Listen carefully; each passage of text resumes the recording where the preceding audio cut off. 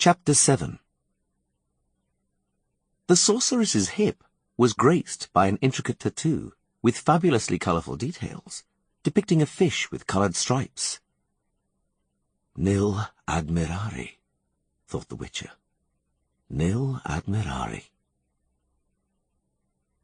I don't believe my eyes, said Litanir. He, and he alone, was to blame for what happened, and for it happening as it happened. On the way to the sorceress's villa, he had passed a garden, and couldn't resist the temptation of picking a freesia from a flower bed. He remembered it being the predominant scent of her perfume. I don't believe my eyes, said Litanir. She greeted him in person. The burly porter wasn't there. Perhaps it was his day off. You've come, I guess, to give me a dressing down from Zaic's hand. And you've brought me a flower? A white freesia. Come in before there's a sensation and the city explodes with rumours. A man on my threshold with a flower. This never happens. She was wearing a loose-fitting black dress, a combination of silk and chiffon, very sheer and rippling with every movement of the air. The Witcher stood, staring, the freesia still in his outstretched hand, wanting to smile, and not for all the world able to. Nil admirari, he repeated in his head, the maxim he remembered from a cartouche over the entrance to the philosophy faculty of the University of Oxenfurt. He had been repeating it all the way to Litta's villa. Don't shout at me. She snatched the freesia from his fingers. I'll fix the girl's hand as soon as she appears, painlessly. I'll possibly even apologize to her. I apologize to you. Just don't shout at me. He shook his head, trying not to smile again, unsuccessfully. I wonder. She brought the freesia up to her face and fixed her jade-coloured eyes on it. If you know the symbolism of flowers, and their secret language, do you know what this freesia is saying, and therefore you're communicating it to me quite consciously? Or perhaps the flower is purely accidental, and the message subconscious? Nil admirari. But it's meaningless anyway. She came up to him, very close. For either you're openly, consciously and calculatingly signalling to me what you desire, or you're concealing the desire your subconscious is betraying. In both cases I owe you thanks, for the flower, and for what it says. Thank you, and I'll return the favour. I'll also present you with something. There, that drawstring. Pull it. Don't be shy. That's what I do best, he thought, as he pulled. The woven drawstring slid smoothly from embroidered holes, all the way, and then the silk and chiffon dress flowed from Litta like water, gathering itself around her ankles ever so softly. He closed his eyes for a moment, her nakedness dazzling him like a sudden flash of light. What am I doing? He thought, putting his arm around her neck. What am I doing? He thought, tasting the coral-red lipstick on his mouth. What I'm doing is completely senseless, he thought, gently leading her towards a bureau by the patio and placing her on the malachite top. She smelled of freesias and apricots, and something else. Tangerines, perhaps. Lemongrass, perhaps. It lasted some time, and towards the end the bureau was rocking quite violently. Coral, although she was gripping him tight, didn't once release the freesia from her fingers. The flower's fragrance didn't suppress hers. Your enthusiasm is flattering. She pulled her mouth away from his and opened her eyes. And very complimentary. But I do have a bed, you know. Indeed, she did have a bed. An enormous one, as large as the deck of a frigate. She led him there, and he followed her, unable to take his eyes off her. She didn't look back.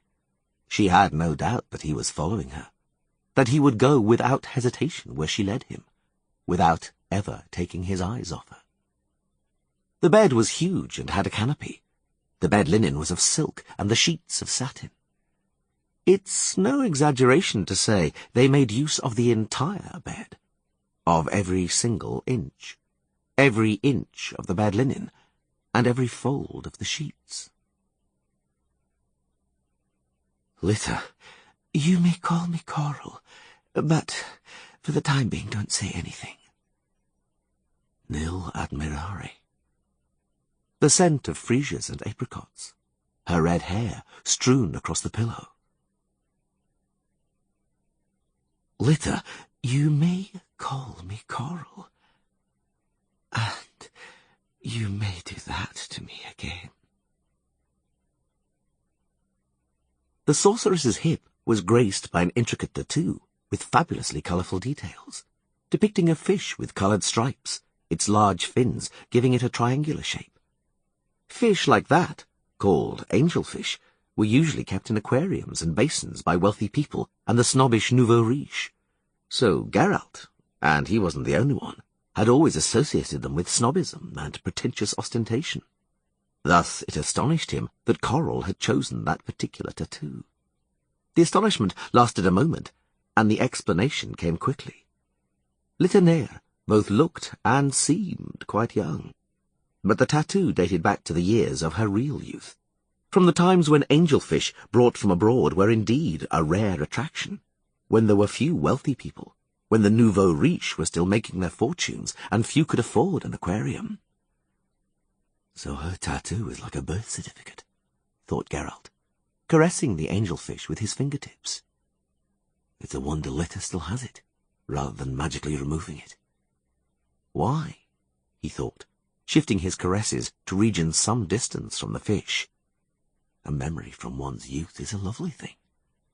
It's not easy to get rid of such a memento, even if now it's passé and pompously banal. He raised himself on an elbow and took a closer look, searching her body for other, equally nostalgic mementos. He didn't find any. He didn't expect to. He simply wanted to look. Coral sighed, clearly bored by the abstract and not very purposeful peregrinations of his hand. She seized it and decisively directed it to a specific place, in her opinion, the only suitable one. "Good for you," thought Geralt, pulling the sorceress towards him and burying his face in her hair. Fiddlesticks to stripy fish, as though there weren't more vital things worth devoting one's attention to, or worth thinking about. "Perhaps model sailing ships, too," thought Coral chaotically, trying hard to control her rapid breathing. "Perhaps military figures, too. Perhaps fly fishing. But what counts, what really counts, is the way he holds me." Geralt embraced her, as though she were all the world to him. They didn't get much sleep the first night, and even when Litter dropped off, the Witcher found it difficult. Her arm was girdling his waist so tightly he found it hard to breathe, and her leg was thrown across his thighs. The second night she was less possessive. She didn't hold him or hug him as tightly as before, but then she'd stopped fearing he'd run away before dawn. "You're pensive. You have a gloomy male expression. The reason?" "I'm wondering about the naturalism of our relationship." "What do you mean?" "As I said, naturalism." "It seems you used the word relationship. The semantic capacity of that concept is indeed astonishing. Furthermore, I hear postcoital tristesse intruding on you. A natural state indeed, it affects all the higher creatures. A strange little tear has come to my eye too, Witcher." Cheer up, I'm joking." "You lured me, as a buck is lured." "What?" "You lured me, like an insect, with magical freesia and apricot pheromones." "Are you serious?" "Don't get cross, please, Coral." "I'm not. Quite the opposite. On second thoughts, I have to admit you're right. Yes, it's naturalism in its purest form. except it's utterly the reverse. It was you who beguiled and seduced me. At first sight, you naturalistically and animalistically treated me to a male courtship display. You hopped, stamped, and fluffed up your tail. That's not true. Fluffed up your tail and flapped your wings like a blackcock. You crowed and clucked. No, I didn't. Yes, you did. Didn't. Did. Embrace me. Coral. What? Nair. That isn't your real name, is it? My real one was troublesome. Why so? Try saying quickly, Astrid Litnir, Asgeir Finnsbjorn's daughter. I get it. I doubt you do. Coral. Uh-huh. And Mutzaik. Where did she get her nickname? Know what I don't like, Witcher? Questions about other women. And particularly when the inquirer is lying in bed with me and asks a lot of questions instead of concentrating on the matter in hand. You wouldn't dare do anything like that if you were in bed with Yennefer. And I don't like certain names being mentioned either, especially when... Shall I stop? I didn't say that. Coral kissed his arm. When she arrived at school, her given name was Ayek. I don't remember her family name. Not only did she have a strange name, but she suffered from a loss of skin pigment. Her cheeks were dotted with pale spots. She indeed looked like a mosaic. She was cured, naturally, after the first semester, for a sorceress cannot have any blemishes.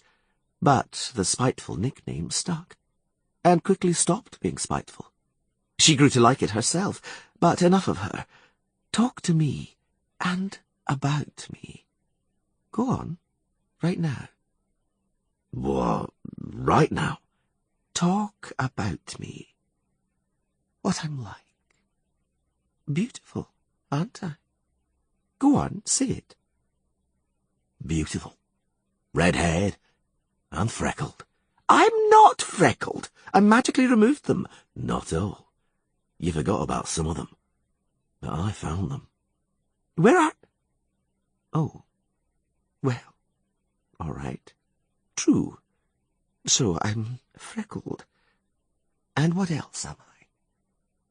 Sweet. I beg your pardon?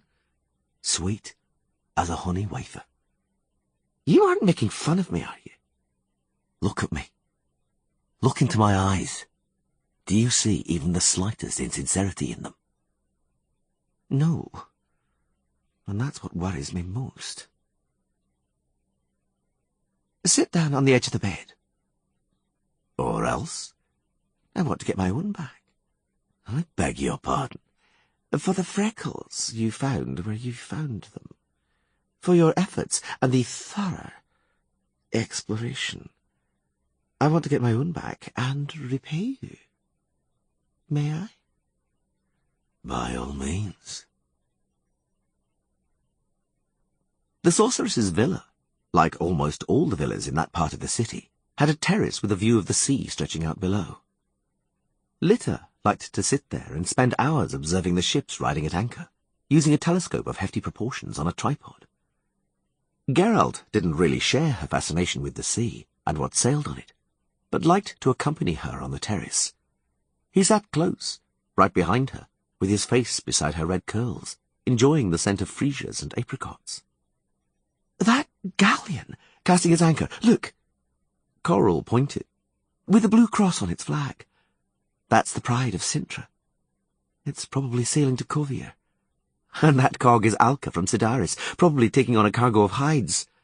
And over there, that's Tetider, a hulk from here, 400 tons capacity, a freighter, plying between Kerak and Nastrog. And there, see, the Novigradian schooner Pandora Parvi, sailing to anchor right now. It's a beautiful, beautiful ship. Look into the eyepiece, you'll see it. I can see without a telescope. I'm a mutant. Oh, true, I'd forgotten. And over there is the galley Fuchsia, 32 oars. It can take a cargo of 800 tons, And that elegant three-mast galleon is vertical. It sailed from Lan Exeter. And there, in the distance, with the amaranth flag, is the Redanian galleon Albatross. 3 masts, 120 feet in the beam. Oh, there! Look! Look! The post clipper Echo is setting sail and putting out to sea. I know the captain. He eats at Ravenga's when he anchors here. Oh, there again, look! A galleon from Povis under full sail. The Witcher brushed Litta's hair from her back. Slowly, one by one, he unfastened the hooks and eyes and slid the dress from the sorceress's shoulders. After that, he utterly devoted his hands and attention to a pair of galleons under full sail. Galleons one would search for in vain on all the maritime routes, harbours, ports, and registers of the Admiralty. Litta didn't protest, and didn't take her eyes away from the telescope's eyepiece. "You're behaving like a 15-year-old, she said at one point, as if you've never seen breasts before. "It's always the first time for me," he reluctantly confessed, "and I never really was 15. "I come from Skellige," she told him later in bed. "The sea's in my blood, and I love it. I dream of sailing away one day," she continued, when he remained silent. "All alone. Set sail and put out to sea. Far, far away. All the way to the horizon. Only water and sky all around. The salt foam splashes me. The wind tugs my hair in an utterly male caress. And I'm alone. Completely alone. Endlessly alone among the strange and hostile elements. Solitude amid a sea of strangeness. Don't you dream of that?" "No, I don't," he thought. "I have it every day." The summer solstice arrived, and after it a magical night, the shortest of the year, when the flower of the fern bloomed in the forest, and naked girls, rubbed with adder's tongue fern, danced in dew-sprinkled clearings. A night as short as the blink of an eye. A wild night, bright from lightning. He awoke alone in the morning after the solstice. Breakfast was waiting for him in the kitchen. And not just breakfast. "Good morning, Mozaic. Beautiful weather, isn't it? Where's Litta?" "You have a day off," she replied without looking at him. "My unparalleled mistress will be busy. Until late. During the time she devoted to pleasure, the list of patients grew." "Patients?" "She treats infertility and other women's disorders. Didn't you know? Well, now you do. Good day." "Don't go out yet. I'd like to—" "I don't know what you'd like to do," she interrupted, "but it's probably a bad idea. It'd be better if you didn't talk to me. Pretend I wasn't here at all." "Coral won't harm you anymore. I give my word.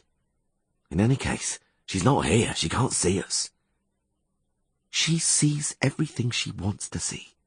All she needs is a few spells and an artifact. And don't kid yourself that you have any influence on her. That requires more than—" She nodded towards the bedroom. "Please don't mention my name in her presence, not even casually. Because she won't let me forget it. Even if it takes a year, she'll remind me." "Since she treats you like that, can't you simply go?" "Go where?" she said crossly. "To a weaving manufactory? To serve time with a seamstress? Or head at once to a brothel? I don't have anyone. I'm a nobody, and I'll always be a nobody. Only she can change that. I can endure it all, but please don't make it any worse." "I met your pal in town." She glanced at him a moment later. "That poet, Dandelion. He asked about you. He was anxious." "Did you calm him down? Explain I was safe, in no danger?" "Why should I lie?" "I beg your pardon." "You aren't safe here. You're here with her out of sorrow for the other one. But even when you're close to her, you only think about the other one. She knows it. But she plays along, because it pleases her. And you dissemble splendidly. You're awfully convincing. Have you thought about what will happen when you give yourself away? Are you staying with her tonight too? Yes, Geralt confirmed. That'll be a week, did you know? 4 days. Dandelion strummed the strings of his lute with a dramatic glissando. He looked around the tavern. He swigged from his mug and wiped the froth from his nose. I know it's not my business, he said, for him unusually emphatically and forcefully. I know I shouldn't meddle. I know you don't like it when anyone meddles, but certain things, Geralt, my friend, ought not to be left unsaid. Coral, if you want to know my opinion, is one of those women who ought to always wear a conspicuous warning sign, one proclaiming, look, but don't touch. In menageries, they put things like that in terrariums containing rattlesnakes. I know. She's playing with you and toying with you. I know. You, meanwhile, are simply filling the void after Yennefer, whom you can't forget about. I know. So why? I don't know. They would go out in the evening, sometimes to the park, sometimes to the hill overlooking the port. Sometimes they simply walked around the spice market. They visited the Natura Rerum Osteria together, several times. Phoebus Ravenga was beside himself with joy. On his orders, the waiters danced attendance on them. Geralt finally experienced the taste of turbot in cuttlefish ink, and then goose legs in white wine, and veal shank with vegetables. Only at first, and briefly, did the intrusive and ostentatious interest of the other guests bother him. Then he followed Litta's example and ignored them. The wine from the local cellar helped greatly. Then they returned to the villa. Coral shed her dress in the anterooms and led him, quite naked, to the bedroom. He followed her. His eyes never left her. He adored looking at her. Coral. What? Rumour has it you can always see what you want to see. All you need is a few spells and an artifact. I think I'll have to twist another of that rumour's joints again. She lifted herself up on an elbow and looked him in the eyes. That ought to teach it not to gossip. Please, I was joking. She cut him off. There wasn't a trace of merriment in her voice. And what would you like to see? She continued, after he had fallen silent. Or have prophesied? How long you're going to live? When and how you'll die? What horse will win the Grand Tritorian? Who the Electoral College will elect as the Hierarch of Novigrad? Who Yennefer is with now? Litta. What's bothering you, if I may ask? He told her about the theft of the swords. There was a flash of lightning, and a moment later a peal of thunder. The fountain splashed very softly. The basin smelt of wet stone. The marble girl was petrified, wet and shining in her dancing position. The statue and the fountain, Coral hurried to explain, aren't there to satisfy my love for pretentious kitsch, nor are they expressions of subservience to snobbish fashions. They serve more concrete ends. The statue portrays me, in miniature, when I was 15. Who would have supposed then that you would develop so prettily? It's a magical artifact powerfully linked to me, while the fountain, or more precisely the water, serves for divination. You know, I think, what divination is.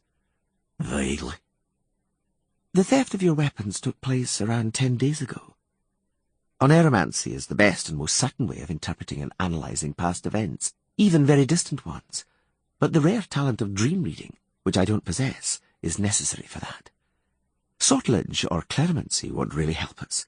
Likewise, pyromancy and aeromancy, which are more effective in the case of foretelling people's fates, on condition that one has something belonging to those people. Hair, fingernails, a fragment of clothing or something similar. They can't be used with objects, in our case, swords. And so, all that remains to us is divination. Litta brushed a red lock from her forehead. That, as you probably know, lets one see and predict future events. The elements will assist us, for a truly stormy season has set in. We shall combine divination with soronoscopy. Come closer. Grasp my hand and don't release it. Lean over and look into the water, but don't touch it under any circumstances. Concentrate. Think about your swords. Think hard about them. He heard her chanting a spell. The water in the basin reacted, foaming and rippling more powerfully with every sentence of the formula being uttered. Large bubbles began to rise from the bottom. The water became smooth and cloudy, and then completely clear. Dark, violet eyes look out from the depths. Raven black locks fall onto shoulders in cascades, gleam, reflect light like a peacock's feathers, writhing and rippling with every movement. The swords, Coral reminded him, quietly and scathingly. You were supposed to be thinking about the swords. The water swirled. The black-haired, violet-eyed woman disappeared in the vortex. Geralt sighed softly. Think about the swords, hissed Litter. Not her. She chanted a spell in another flash of lightning. The statue in the fountain lit up milkily, and the water again calmed and became transparent. And then he saw his sword, hands touching it, rings on fingers. Made from a meteorite. The superb balance, the weight of the blade precisely equal to the weight of the hilt. The other sword, silver, the same hands. A steel tang edged with silver. Runic characters along the entire length. I can see them, he whispered aloud, squeezing Litter's hand. I can see my swords. Really, quiet, she responded with an even stronger grip. Be quiet and concentrate. The swords vanish. Instead of them, he sees a black forest, an expanse of stones, rocks. One of the rocks is immense, towering, tall and slender, carved into a bizarre shape by strong winds. The water foamed briefly. A grizzled man with noble features, in a black velvet jacket and a gold-brocaded waistcoat, both hands resting on a mahogany lectern. Lot number 10, he declares loudly. An absolute curio, an exceptional find, 2 witcher swords. A large, black cat turns around on the spot, trying hard with its paw to reach the medallion on a chain swinging above it. Enamel on the medallion's golden oval, a blue dolphin naiant. A river flows among trees, beneath a canopy of branches and boughs hanging over the water. A woman in a long, close-fitting dress stands motionless on one of the boughs. The water foams briefly and almost immediately becomes calm again. He saw a sea of grass, a boundless plain reaching to the horizon. He saw it from above, as though from a bird's-eye view, or from the top of a hill down whose slopes descend a row of vague shapes. When they turned their heads, he saw unmoving faces, unseeing dead eyes. They're dead, he suddenly realized. It's a cortege of the dead. Litter's fingers squeezed his hand again, with the strength of pliers. A flash of lightning, a sudden gust of wind tugged at their hair. The water in the basin churned up, seethed, surged with foam, rose in a wave as high as the wall, and tumbled straight down on them. They both leapt back from the fountain. Coral stumbled and he held her up. Thunder boomed. The sorceress screamed a spell and waved an arm. Lights came on throughout the house. The water in the basin, a moment earlier a seething maelstrom, was smooth, calm, only being moved by the languidly trickling stream of the fountain. Even though, a moment earlier, a veritable tidal wave had poured over them, there wasn't a single drop of water to be seen. Geralt breathed out heavily and stood up. Right at the end, he muttered, helping the sorceress to stand up. That last image, the hill and that procession of people, I didn't recognize it. I've no idea what it could be. Neither do I, she answered in an uneasy voice. But it wasn't your vision. That image was meant for me. I have no idea what it could mean either. but I have a strange feeling there's nothing good in it. The thunder fell silent. The storm moved away, inland. Charlatanism, all that divination of hers, repeated Dandelion, adjusting the pegs on his lute. Fraudulent visions for the naive. The power of suggestion, nothing more. You were thinking about swords, so you saw swords. What else do you think you saw? A march of corpses? A terrible wave? A rock with a bizarre shape? Meaning what?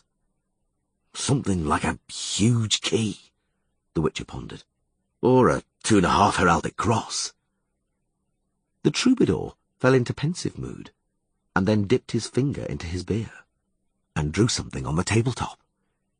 Similar to that? Oh, very similar. Damn! Dandelion plucked the strings, attracting the attention of the entire tavern. And blast! Geralt, my friend, how many times have you got me out of trouble? How many times have you helped me, rendered me a favour, without even counting them? Well, now it's my turn. Perhaps I'll help you recover your famed weapons. Eh? Dandelion stood up. Madame Litternaire, your newest conquest, under whom I hereby return her honour as an outstanding diviner and unrivalled clairvoyant, has indicated, in her divination, a place I know. In an obvious, clear way, leaving no room for doubt. We're going to see Ferron, at once. He'll have to arrange an audience for us, using his shadowy connections, and issue you with a pass to leave the city by the official gate, in order to avoid a confrontation with those harpies from the guardhouse. We're going on a little outing, and actually not too far from here. Where to? I recognized the rock in your vision. Something experts call a mogot, and local residents the griffin. A distinctive point, simply a signpost leading to the home of the person who may in fact know something about your swords. The place we're heading for bears the name Ravlin. Does that ring a bell? It is not only the execution and the excellence of the craft that determine the quality of a witcher's sword. As with mysterious elven or gnomish blades whose secret has been lost, the mysterious power of a witcher's sword is bound to the hand and skill of the witcher wielding it, and, forsooth, owing to that magic's mysteries, it is greatly potent against the dark powers. Pandolfo Forteguera, a treatise on edged weapons. I shall reveal one secret to you, about witcher swords. It's poppycock that they have some kind of secret power, and that they are supposedly wonderful weapons, that there are no better ones. It's all fiction, invented for the sake of appearances. I know this from a quite certain source. Dandelion, half a century of poetry. Chapter 8. They recognized the rock called the Griffin at once. It was visible a long way off. The place they were aiming for was located more or less halfway along the route from Kerak to Sidaris, some way from the road linking the two cities which wound among forests and rocky wildernesses. The journey took them some time they killed with idle chatter, mainly contributed by Dandelion. Common knowledge claims that swords used by witches have magical properties, said the poet. Passing over the fabrications about sexual impotence, there must be some truth in it. Your swords aren't ordinary. Would you like to comment? Geralt reined in his mare. Bored by the protracted stay in the stables, Roach's urge to gallop was growing. Yes, I would. Our swords aren't ordinary swords.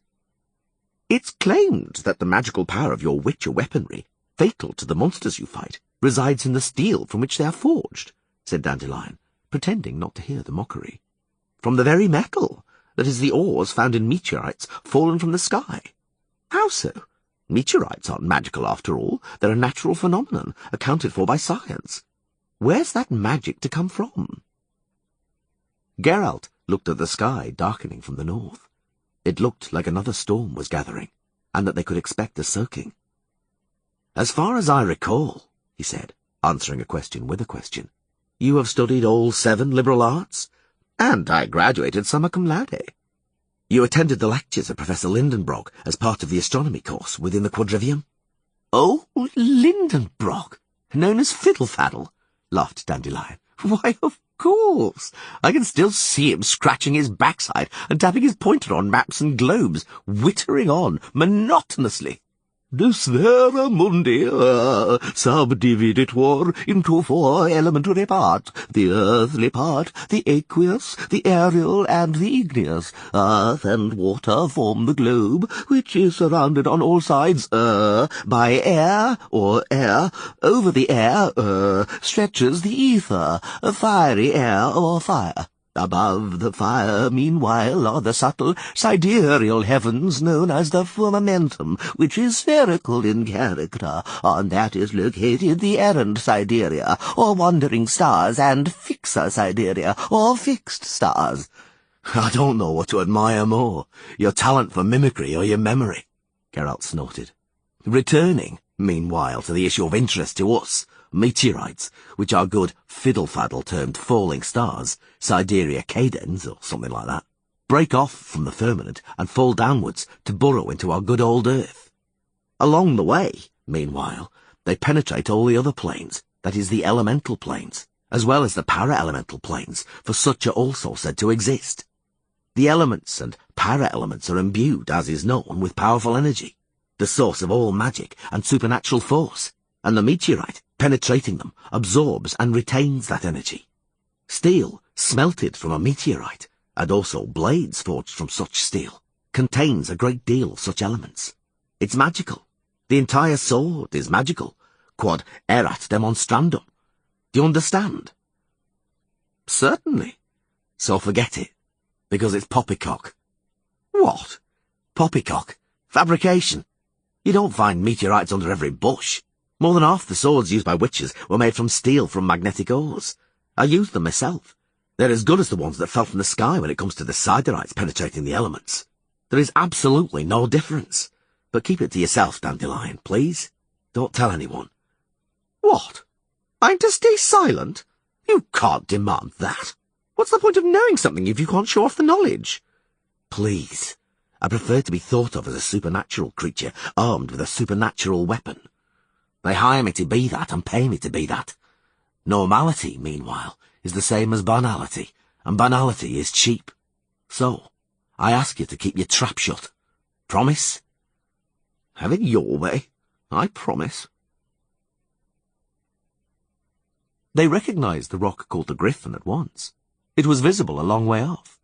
Indeed, with a little imagination, it could be interpreted as a griffin's head set on a long neck. However, as Dandelion observed, it more resembled the fingerboard of a lute or another stringed instrument. The griffin, as it turned out, was an Inselberg dominating a gigantic crater. The crater, Geralt recalled the story, was called the Elven Fortress because of its fairly regular shape, which suggested the ruins of an ancient building, with walls, towers, bastions, and all the rest. There had never been any fortress there, elven or other. The shapes of the crater were a work of nature. A fascinating work, admittedly. Down there, Dandelion pointed, standing up in his stirrups. Do you see? That's our destination, Ravlin. And the name was particularly apt, as the Inselberg described the astonishingly regular shape of a large triangle, extending out from the elven fortress like a bastion. A building resembling a fort rose up inside the triangle, surrounded by something like a walled fortified camp. Geralt recalled the rumours circulating about Ravlin, and about the person who dwelt there. They turned off the road. There were several entrances beyond the first wall, all guarded by sentries armed to the teeth, easily identifiable as mercenaries by their multicoloured and diverse apparel. They were stopped at the first guard post. Although Dandelion loudly referred to a previously arranged audience and emphatically stressed his good relations with the commanders, they were ordered to dismount and wait. For quite a long time. Geralt was becoming somewhat impatient when finally a bruiser resembling a galley slave appeared and told them to follow him. It soon turned out that he was leading them by a circuitous route to the back of the complex, from the centre of which they could hear a hubbub and the sound of music. They crossed a drawbridge. Just beyond it lay a man, semi-conscious and groping around himself. His face was bloodied and so puffy that his eyes were almost completely hidden beneath the swelling.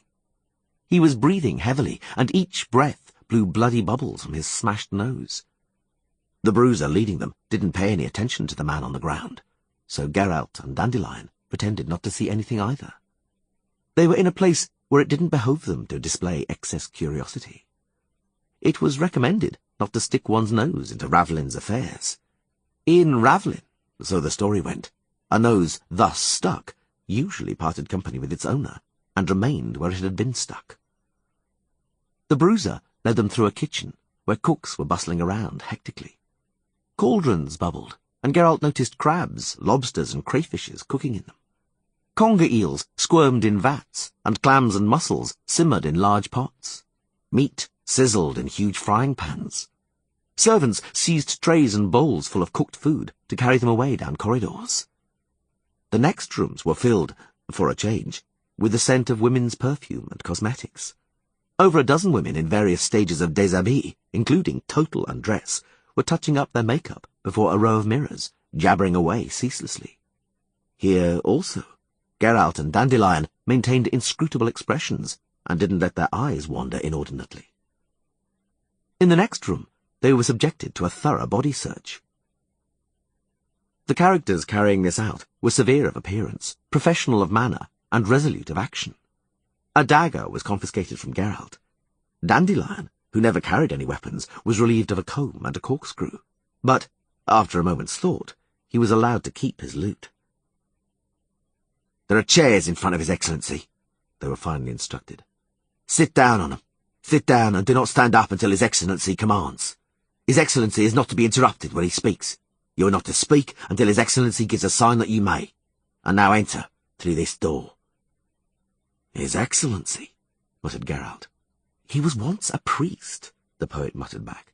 "But don't worry. He never assumed much of a priestly manner. His subordinates have to address him somehow, and he can't bear to be called boss. We don't have to use his title."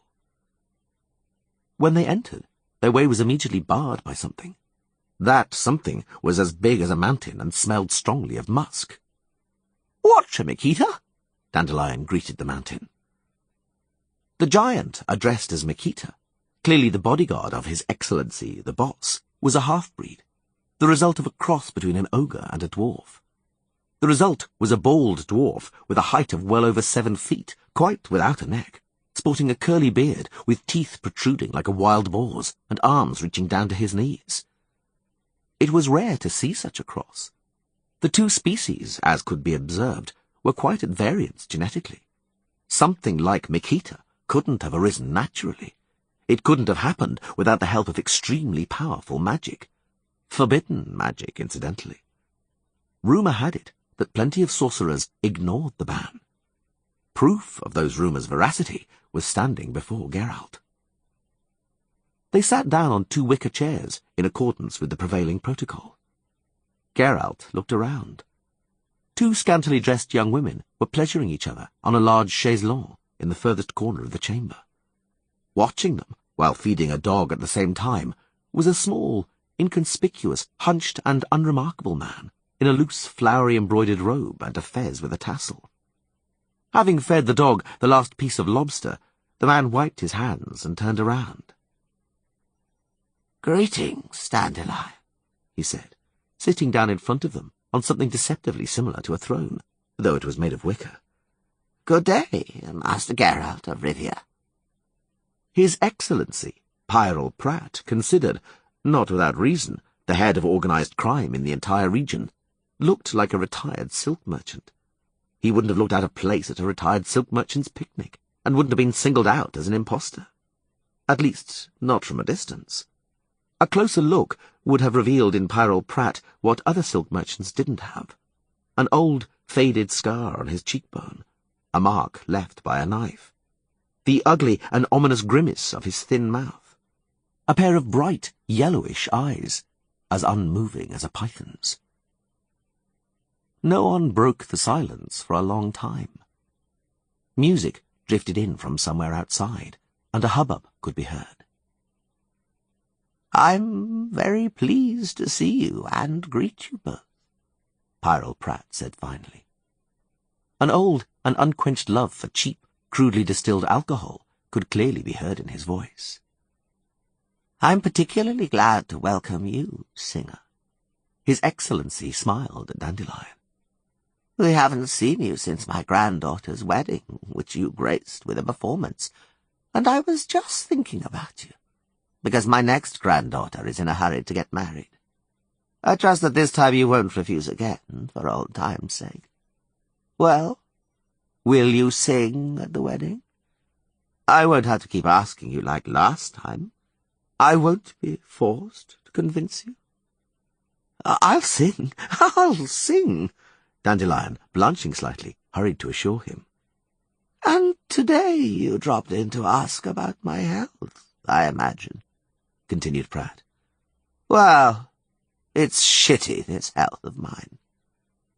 Dandelion and Geralt made no comment. The ogre dwarf reeked of musk.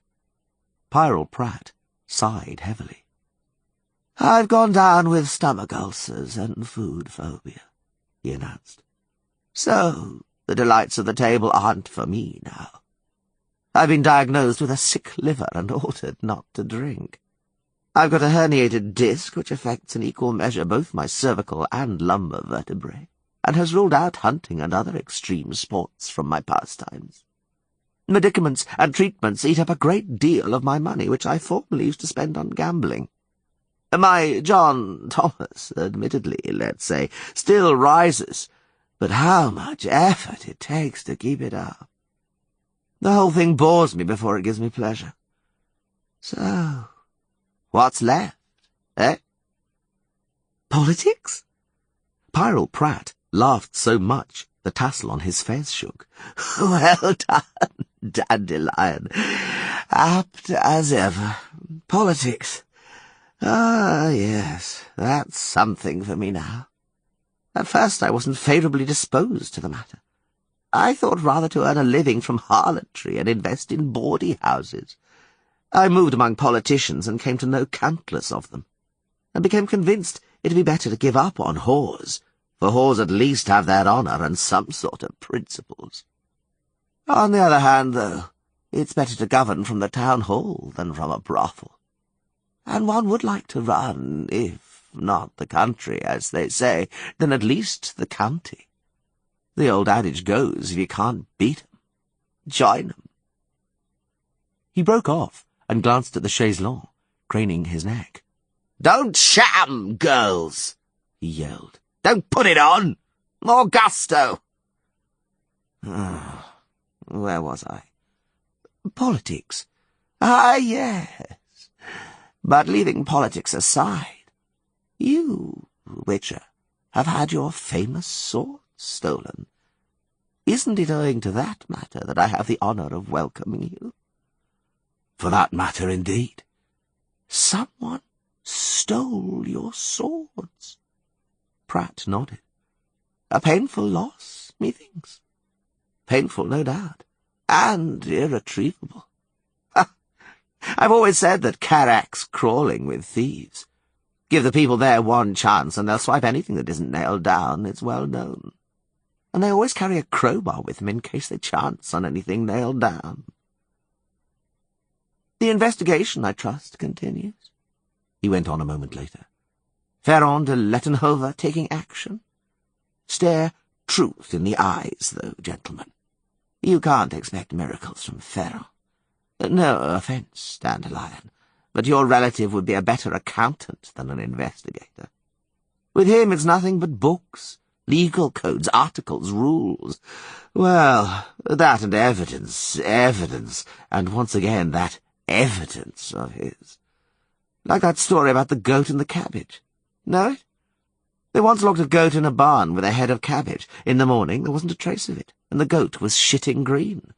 But there was no evidence or witnesses, so they dismissed the case causa finita. I don't like to be a prophet of doom, Witcher Geralt, but the case of your sword's theft may end up likewise. Geralt didn't comment this time either. The first sword is steel. Pyrrell Pratt rubbed his chin with a beringed hand. Siderite steel, iron ore from a meteorite, forged in Mahakam in the Dwarven Hammerworks. Total length 40.5 inches, the blade alone 27 1/4. Splendid balance. The weight of the blade is precisely equal to the weight of the hilt. The entire weapon certainly weighs less than 40 ounces. The execution of the hilt and crossguard is simple but elegant, and the second sword of a similar length and weight is silver, partially, of course. A steel tang fitted with silver, also the edges are steel, since pure silver is too soft to be sharpened effectively. On the crossguard and along the entire length of the blade there are runic signs and glyphs, considered by my experts indecipherable, but undoubtedly magical. A precise description. Geralt was stony-faced. As though you'd seen the swords. I have indeed. They were brought to me, and I was invited to buy them. The broker, representing the interests of the current owner, a person of impeccable reputation, and known to me personally, pledged that the swords were acquired legally, that they came from a find in Fen Khan, an ancient necropolis in Sodden. Endless treasures and artifacts have been unearthed in Fen Khan, hence, in principle, there were no grounds to question the source's veracity. I had my doubts, though, and didn't buy the swords. Are you listening to me, Witcher? I'm hanging on your every word, waiting for the conclusion and the details. The conclusion is as follows. You scratch my back. Details cost money. Information has a price tag. Come on, Dandelion said irritably.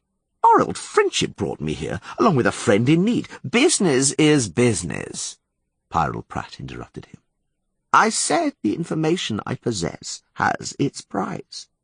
If you want to find something out about the fate of your swords, Witcher from Rivia, you have to pay. What's the price on the tag? Pratt took out a large gold coin from under his robe and handed it to the ogre dwarf, who, without visible effort, snapped it in his fingers as though it were a biscuit. Geralt shook his head. A pantomime cliché, he drawled. You hand me half a coin, and someone, someday, perhaps even in a few years, shows up with the other half and demands that I fulfill his wish, which I will have to fulfill unconditionally. Nothing doing. If that's supposed to be the price, no deal. Causa finita. Let's go, Dandelion. Don't you care about regaining your swords? Not that much. I suspected so. But it doesn't harm to try. I'll make another offer. This time one you won't refuse. Let's go, Dandelion. You can leave, but through another door. Pratt indicated with his head. That one. After first getting undressed. You leave in naught but your long johns. Geralt thought he was controlling his facial expression. He must have been mistaken, because the ogre dwarf suddenly yelled in warning and moved towards him, raising a hand and stinking twice as much as before. This is some kind of joke, Dandelion pronounced loudly, as usually bold and mouthy at the witch's side.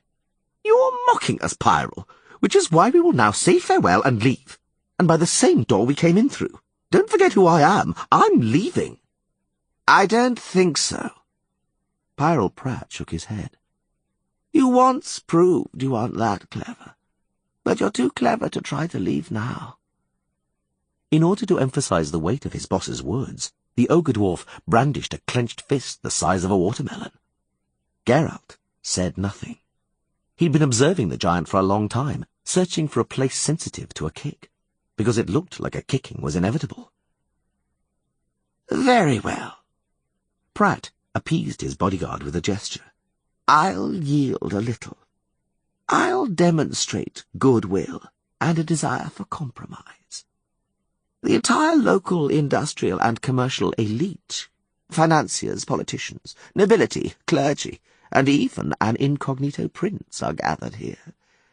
I promised them a show the like of which they've never seen before, and they've certainly never seen a witcher in his smalls. But let it be. I'll yield a tad. You'll go out naked to the waist. In exchange, you'll receive the promised information right away.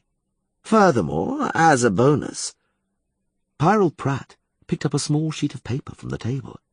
As a bonus, 200 Novigradian crowns, For the Witcher's pension fund. Here you are. A bearer cheque on the Gincardis Bank, to be cashed at any branch. What do you say to that? Why do you ask? Geralt squinted his eyes. You made it clear. I understood that I can't refuse. You understood right. I said it was an offer you can't refuse, but mutually beneficial, methinks. Take the cheque, Dandelion. Geralt unbuttoned his jacket and took it off. Speak, Prat. Don't do it. Dandelion blanched even more. Unless you know what's on the other side of the door? Speak, Prat. As I mentioned, His Excellency lounged on his throne. I declined to purchase the swords from the broker. But because it was, as I've already said, a person who is well known to me and trusted, I suggested another more profitable way of selling them. I advised that their present owner put them up for auction at the Borsody Brothers Auction House in Novigrad. It's the biggest and most renowned collectors' fair. Lovers of rarities, antiques, recherche works of art, unique objects and all kinds of curiosities descend on it from all over the world, in order to come into possession of some kind of marvel for their collections. Those cranks bid like madmen. Various exotic peculiarities often go for titanic sums at the Borsody Brothers. Nowhere else are things sold so dearly. Speak, Prat. The Witcher took off his shirt. I'm listening. The auction at the Borsodys occurs once a quarter. The next one will be held in July, on the 15th. The thief will undoubtedly appear there with your swords.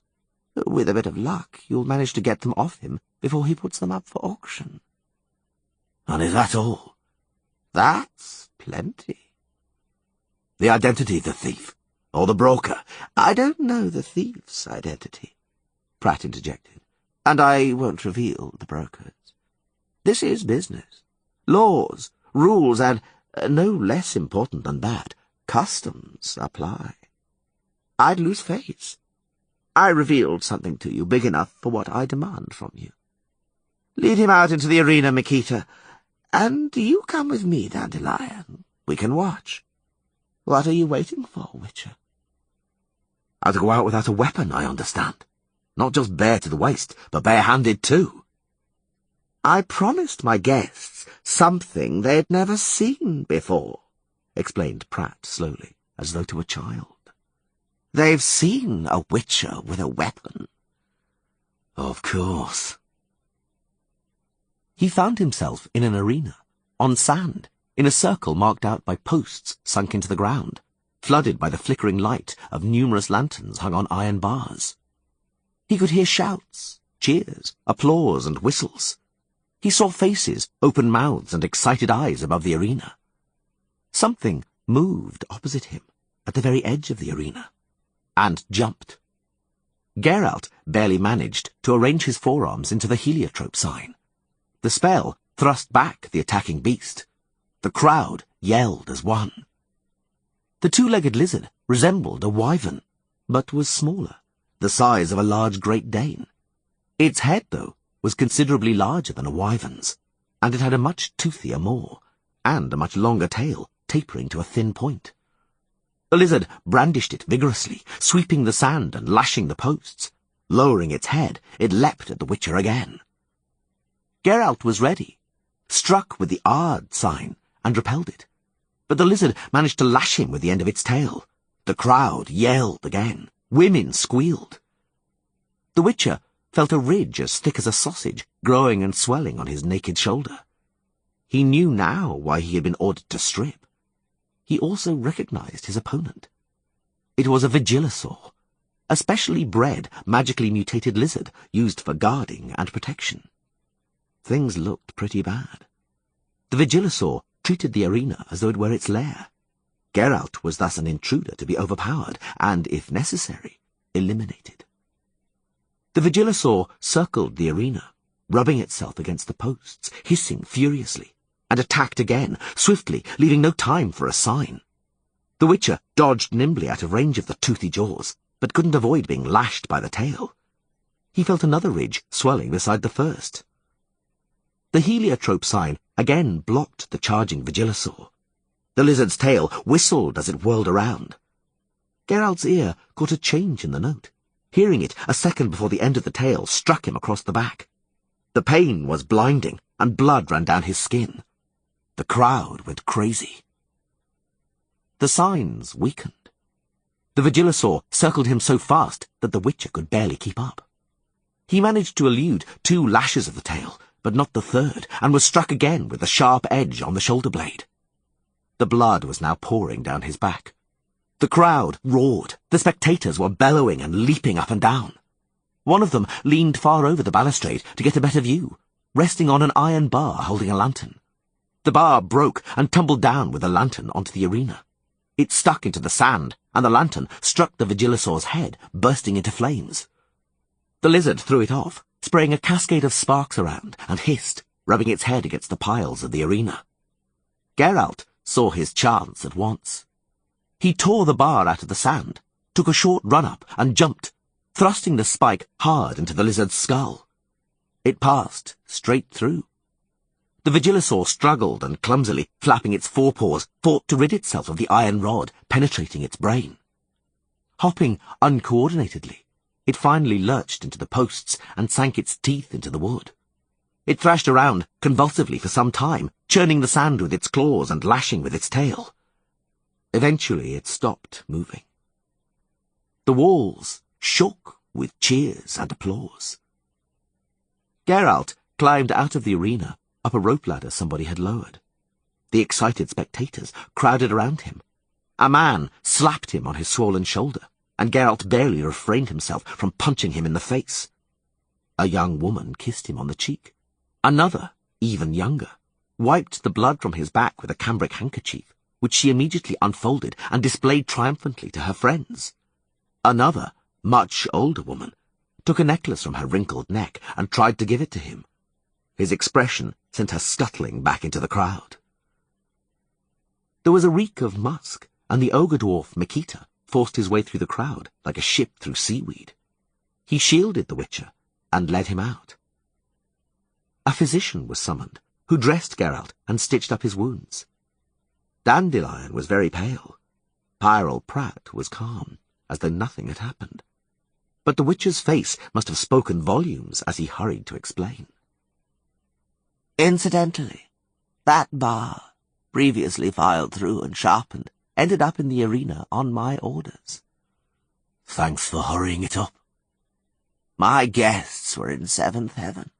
Even Mayor Coppenrath was so pleased he was beaming, and it's hard to satisfy that whoreson. He sniffs at everything, gloomy as a brothel on a Monday morning. I have the position of counsellor in my pocket. And maybe I'll rise higher if... Would you perform in a week, Geralt, with a similar show? Only if you're in the arena instead of a Vigilosaur, Pratt. The Witcher wriggled his sore shoulder furiously. That's good. Hear what a jester he is, Dandelion. I heard, confirmed the poet, looking at Geralt's back and clenching his teeth. But it wasn't a joke. It was quite serious.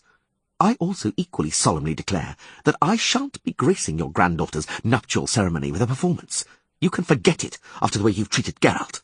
And that applies to any other occasions, including christenings and funerals, yours included. Pyrrell Pratt shot him a glance, and something lit up in his reptilian eyes. You aren't showing me respect, singer, he drawled. You aren't showing me respect again. You're asking to be taught a lesson in this regard, one you won't forget. Geralt went closer and stood in front of him. Mikita panted, raised a fist, and there was a reek of musk. Pyrrell Pratt gestured him to calm down. You're losing face, Pratt, said the Witcher slowly. You've done a deal. Classically, according to rules, and no less important than them, customs. Your guests are satisfied with the spectacle. You've gained prestige and the prospect of a position on the town council. I've gained the necessary information. You scratch my back. Both parties are content. So now we should part without remorse or anger. Instead of that, you're resorting to threats. You're losing face. Let's go, Dandelion. Pyrrell Pratt blanched slightly, then turned his back on them. I was planning to treat you to supper, he tossed over his shoulder, but it looks like you're in a hurry. Farewell, then. But think yourself lucky I'm letting you both leave Ravlin scot-free. I usually punish a lack of respect, but I'm not stopping you. Quite right. Pratt turned around. What did you say? Geralt looked him in the eyes. You aren't especially clever, though you like to think otherwise. But you're too clever to try to stop me. Scarcely had they passed the hillock and arrived at the first roadside poplars than Geralt reined in his horse and listened. They're following us. Damn it! Dandelion's teeth chattered. Who? Pratt's thugs? It doesn't matter who. Go on, ride as fast as you can to Kerak. Hide at your cousin's.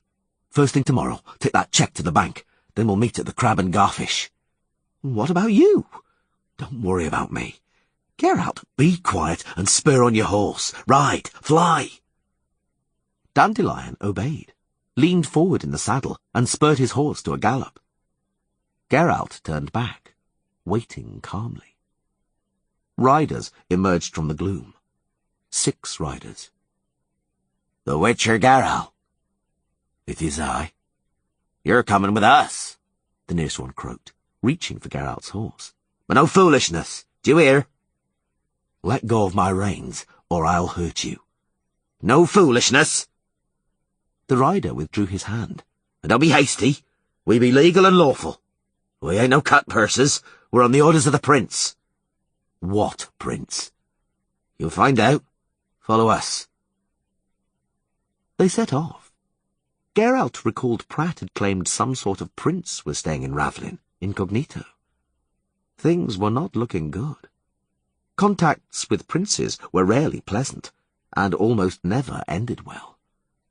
They didn't go far, only to a tavern at a crossroads, smelling of smoke, with lights twinkling. They entered the main chamber, which was almost empty, not counting a few merchants eating a late supper. The entrance to the private chambers was guarded by 2 armed men wearing blue cloaks, identical in colour and cut to the ones Geralt's escort were wearing. They went in. Your princely grace, get out! And you, sit down, Witcher.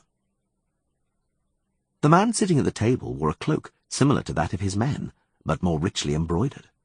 His face was obscured by a hood. There was no need. The cresset on the table only illuminated Geralt. The mysterious prince was hidden in the shadows.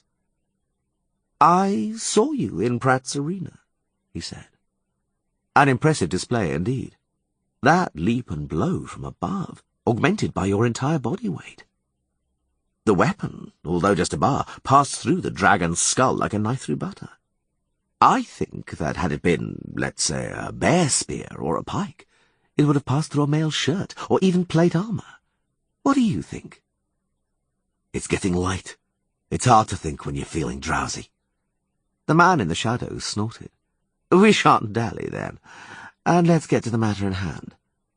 I need you, Witcher, to do a witcher's job, and it somehow appears that you also need me, perhaps even more.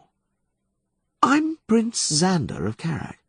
I desire overwhelmingly to be King Xander the First of Kerak.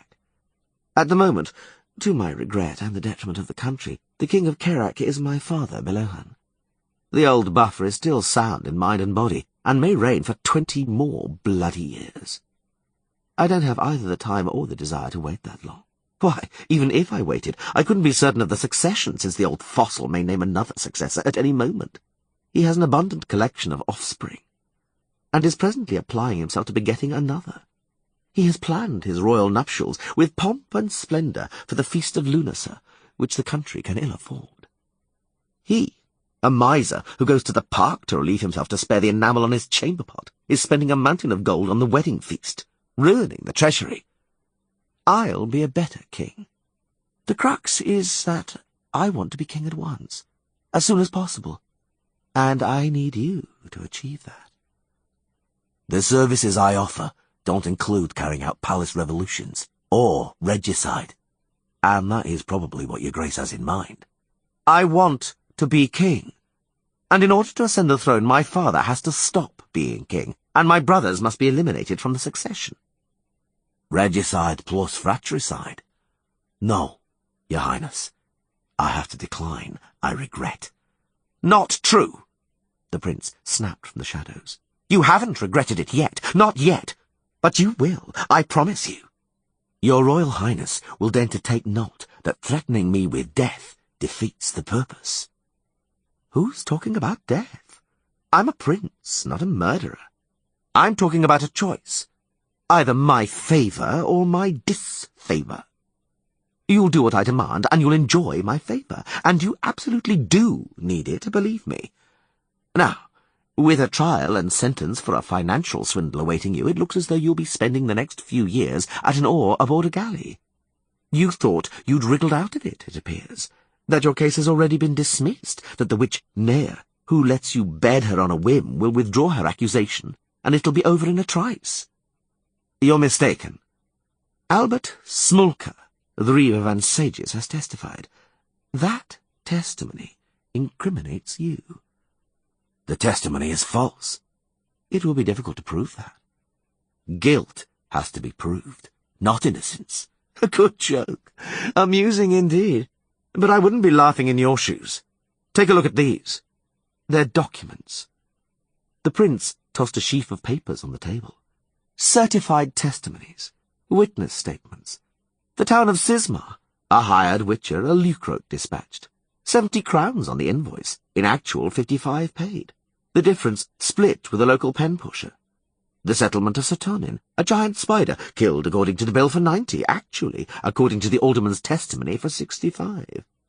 A harpy killed in Tibergien, invoiced for 100 crowns, 70 paid in actuality.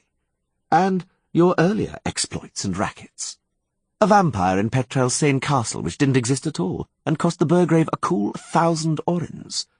A werewolf from Guames had the spell taken from it, and was magically de-werewolfed for an alleged 100 crowns. A very dubious affair, because it's a bit too cheap for that kind of spell removal.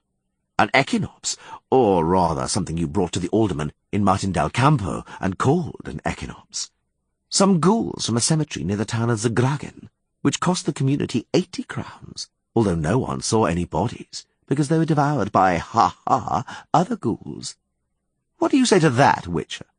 This is proof. Your Highness continues to err, Geralt countered. It isn't proof. They are fabricated slanders, ineptly fabricated to boot. I've never been employed in Tibergien. I haven't even heard of the settlement of Satonin. Any bills from there are the blatant counterfeits. It won't be hard to prove it. And the ghouls I killed in Zagragen were indeed devoured by, ha-ha, other ghouls, because such are the habits of ghouls. And the corpses buried in that cemetery from then on are decomposing peacefully, because the surviving ghouls have moved out. I don't even want to comment on the rest of the nonsense contained in those documents. A suit will be brought against you on the basis of those documents. The prince placed a hand on them. It will last a long time. Will the evidence turn out to be genuine? Who can say?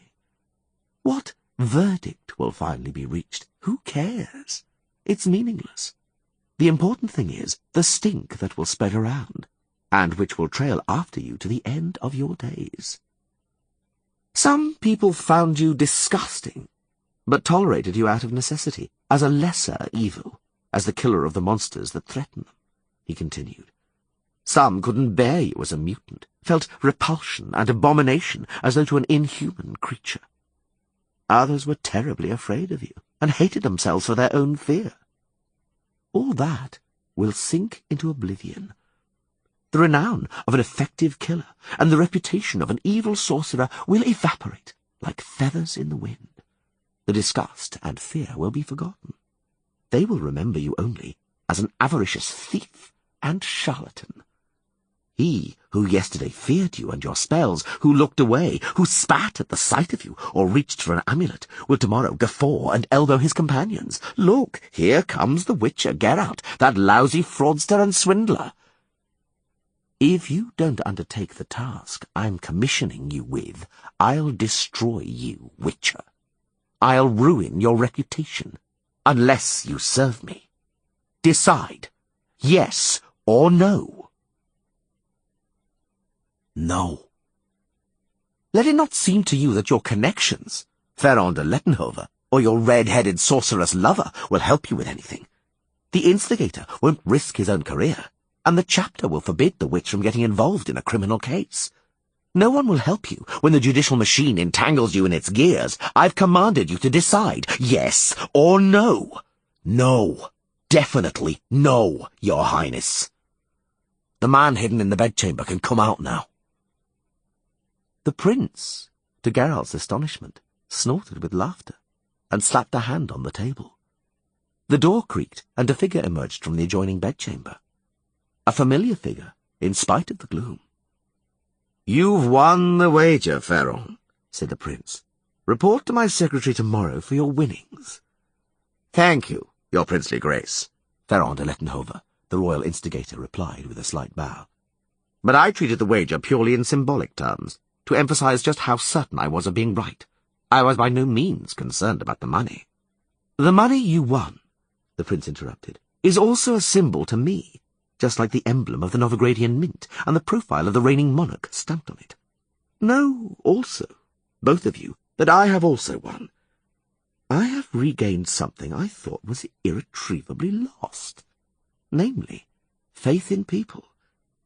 Geralt of Rivia, Ferron was absolutely certain of your reaction.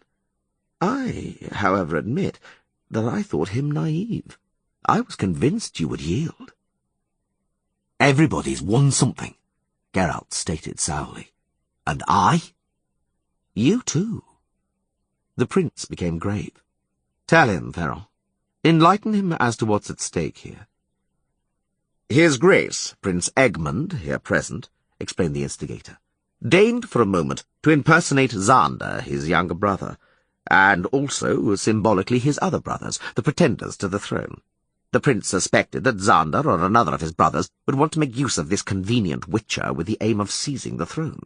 So we decided to stage this spectacle.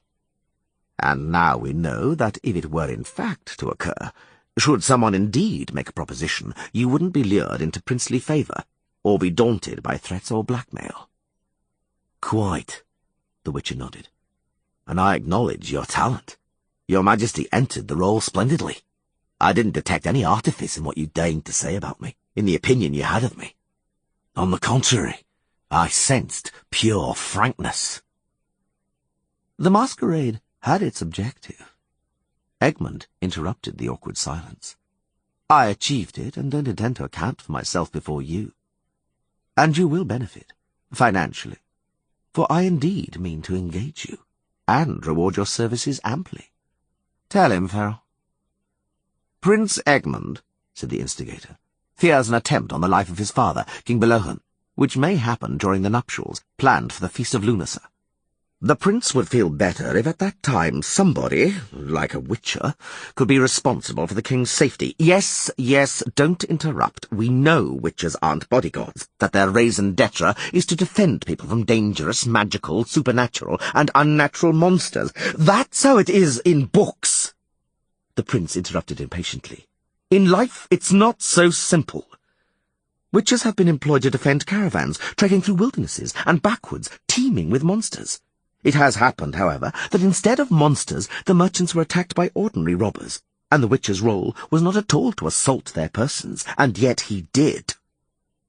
I have grounds to fear that during the nuptials the king may be attacked by basilisks. Would you undertake to defend him from basilisks?" "That depends." "On what?"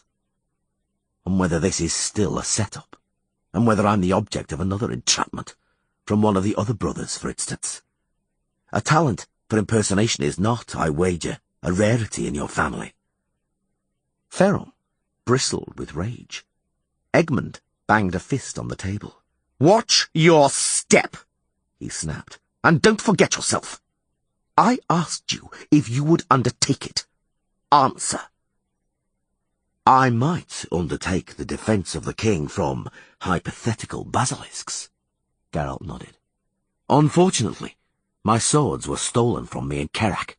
The royal services have still not managed to pick up the thief's trail and are probably doing little in that regard. I'm unable to defend anyone without my swords. I must, therefore, decline for practical reasons." "If it is merely a matter of your swords, there's no problem. We shall recover them, shan't we, Lord Instigator?" "Absolutely." "You see, the royal instigator confirms absolutely." "Well?" "Let them first recover the swords." "Absolutely." "You're a stubborn character, but let it be. I stress that you will receive payment for your services, and I assure you that you won't find me parsimonious. Regarding other benefits, however, some of them you will gain at once, as an advance, as proof of my goodwill, if you like. You may consider your court case dismissed. The formalities must be carried out, and bureaucracy doesn't recognize the concept of haste, but you may now consider yourself a person free of suspicion, with freedom of movement." "I am inordinately grateful. And the testimonies and invoices? The Lucrote from Sismar, the werewolf from Guames? What about the documents? The ones your Royal Highness deigned to use as theatrical properties?" "The documents will remain with me." Egmont looked him in the eye. "In a safe place. An absolutely safe place." King Belowen's bell was just striking midnight when he returned. Coral, it ought to be acknowledged, kept calm and reserved. She knew how to control herself. Even her voice didn't change. Well, almost. "Who did that to you?" "A Vigilosaur, a kind of lizard." "A lizard put in those stitches? You let a lizard stitch you up?" "The stitches were put in by a physician, and the lizard—" "To hell with the lizard! Mosaic! A scalpel, scissors and tweezers, a needle and catgut, elixir of woundwort, decoction of aloes, unguentum ortolani, a compress and sterile dressing, and prepare a mustard seed and honey poultice. Move, girl!" Mosaic made short work of it. Litter set about the procedure. The Witcher sat and suffered in silence. "Physicians who don't know magic ought to be banned from practicing," drawled the sorceress, putting in the stitches. "Lecture at universities, why not? Sew up corpses after post-mortems by all means, but they shouldn't be allowed to touch living patients. But I probably won't live to see it. Everything's going the opposite way." "Not only magic heals," Geralt risked an opinion, "and physicians are necessary. There's only a handful of specialized healing mages, and ordinary sorcerers don't want to heal the sick. They either don't have time or they don't think it worth it." "They think right. The results of overpopulation may be disastrous." "What's that? That thing you're fiddling with?" "The Vigilosaur was tagged with it. It had it permanently attached to its hide." "You tore it from it as a trophy deserving of the victor." "I tore it off to show you." Coral examined the brass oval plate the size of a child's hand, and the signs embossed on it. "A curious coincidence," she said, applying the mustard poultice to his back, "bearing in mind the fact that you're heading that way." "Am I? Oh, yes, true, I'd forgotten. Your confretes and their plans concerning me. Have the plans taken shape, perhaps?" "That's right. I've received news. You've been asked to go to Risberg Castle." "Been asked? What an honour. To Risberg, the seat of the renowned Ortolan. A request, I presume, I cannot decline." "I wouldn't advise it. You're asked to go forthwith. Bearing in mind your injuries, when will you be able to set off?" "Bearing in mind my injuries, you tell me, physician." "I shall tell you. Later. But now, you won't be around for some time, and I shall miss you. How do you feel now? Will you be able to—" "That'll be all, Mosaic. Go to your room and don't disturb us. What's the meaning of that smirk?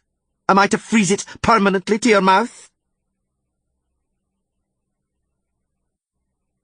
Interlude. Dandelion, half a century of poetry. A passage of a rough draft never officially published. Verily, the Witcher was greatly in my debt, more and more every day. The visit to Pyrrol Pratt in Ravlin, which ended, as you know, turbulently and bloodily, brought certain benefits, however. Geralt had picked up the sword thief's trail. It was to my credit in a way, for it was I, using my cunning, who led Geralt to Ravlin, and the following day it was I, and no other, who fitted Geralt out with a new weapon. I couldn't bear to see him unarmed. You'll say that a Witcher is never unarmed, that he is a mutant, well versed in every form of combat, twice as strong as a normal fellow, and 10 times as fast, who can fell 3 armed thugs with a Cooper's oaken stave in no time, that, to cap it all, he can work magic using his signs, which are no mean weapon. True, but a sword is a sword. He repeated relentlessly that he felt naked without a sword, so I fitted him out with one. Pratt, as you now know, rewarded the Witcher and I financially, none too generously, but I mustn't grumble. The next day, as Geralt had instructed me, I hurried with the cheque to the Giancardi branch and cashed it. I'm standing there looking around, and I see that somebody is observing me intently. A lady, not too old, but also not in the first flush of youth, tastefully and elegantly attired. I am no stranger to a lady's delighted look. Plenty of women find my manly and wolfish features irresistible. The lady suddenly walks over and introduces herself as Etna Azida, and claims to know me. Huh, what a thing! Everybody knows me. My fame precedes me wherever I go. News has reached me, my lord poet, she says, about the unfortunate accident that befell your comrade the Witcher, Geralt of Rivia. I know he has lost his weapons and is in urgent need of new ones, and I am also aware that a good sword is hard to find. It so happens that I possess one, left by my deceased husband. May the gods have mercy upon his soul.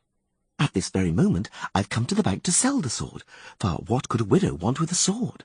The bank has valued it, and wants to take it on a commission basis, while I, none the less, am in urgent need of ready coin, for I needs must pay the debts of the deceased, otherwise my creditors will torment me. Thus, upon which the lady picks up a roll of damask and unwraps a sword from it. A marvel, let me tell you, light as a feather, the scabbard tasteful and elegant, the hilt of lizard's skin, the cross-guard gilt, with a jasper the size of a pigeon's egg in the pommel. I draw it, and can't believe my eyes.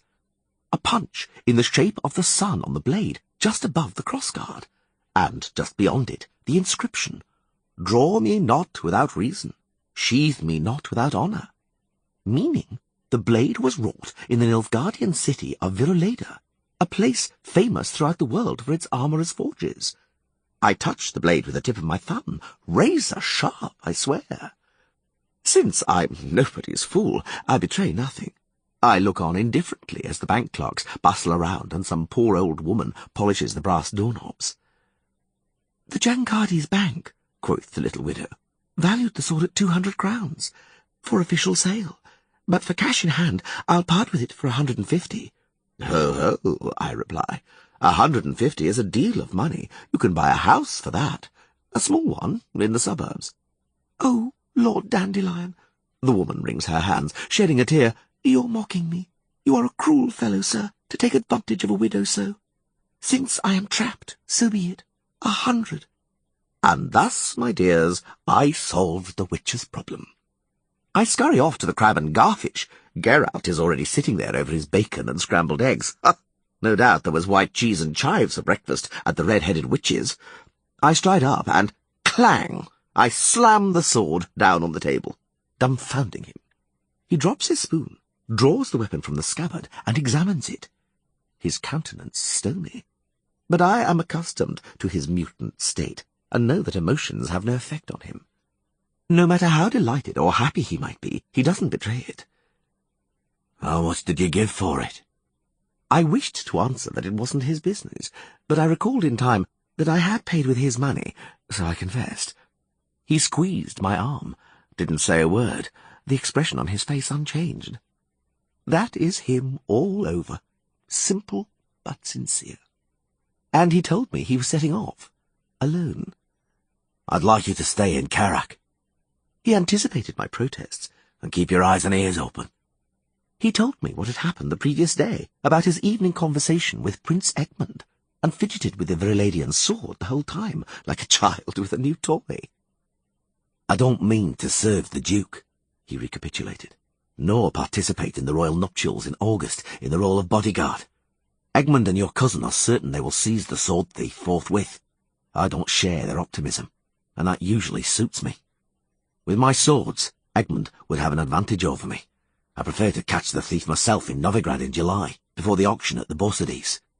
I'd get my swords back, and I wouldn't show my face in Carrack again. And you, Dandelion, keep your mouth shut. No one can know what Pratt told us. No one. Including your cousin, the instigator. I promised to be as silent as the grave, while he looked at me strangely, quite as though he didn't trust me. And because anything might happen, he continued, I must have an alternative plan. I'd like to know as much as possible about Egmont and his siblings, about all the possible pretenders to the throne, about the king himself, about the whole dear royal family.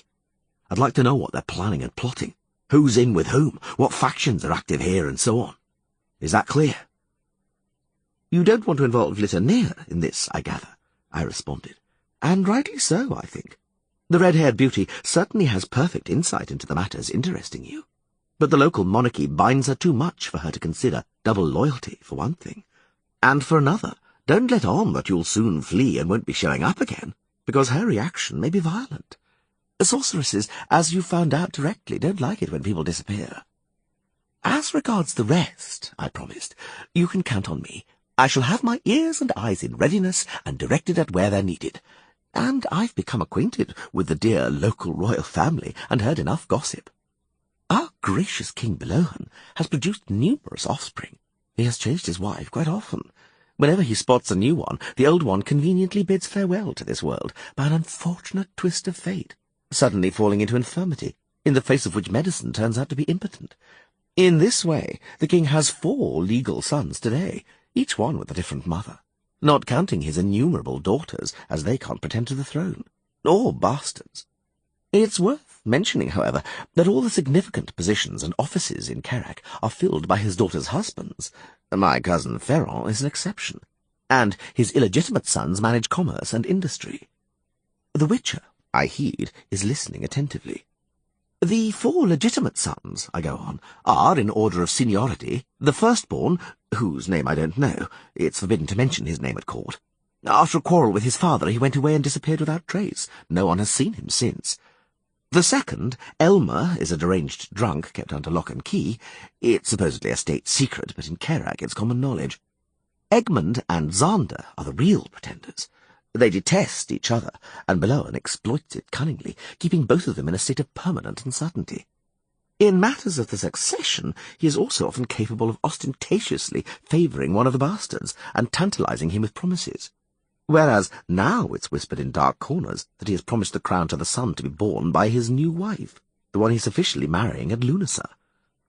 Cousin Ferrand and I think, however, that they are but fine words, I continue, used by the old prick with the intention of stirring the young thing to sexual fervour, since Egmont and Xander are the only true heirs to the throne. And if it comes to a coup d'etat, it'll be carried out by one of the two. I've met them both through my cousin. They are both, I had the impression, as slippery as turds in mayonnaise, if you know what I mean.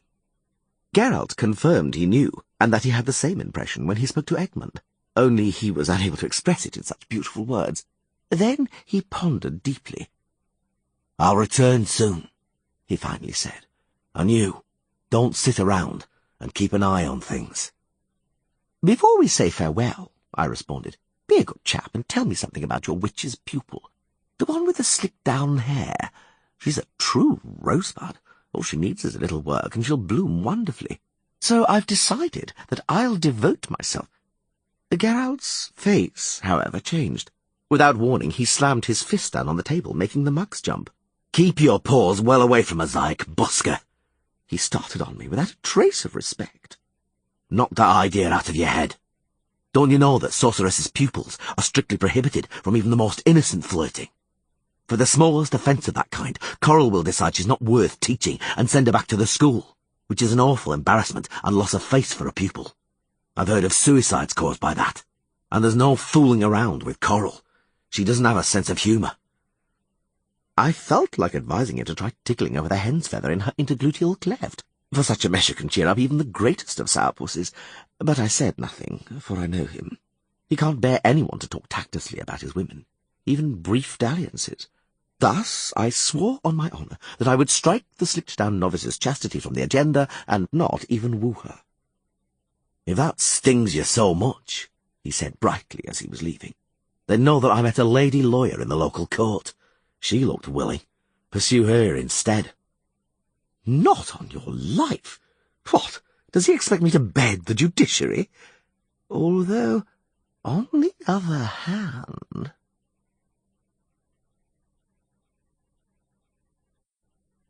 Interlude.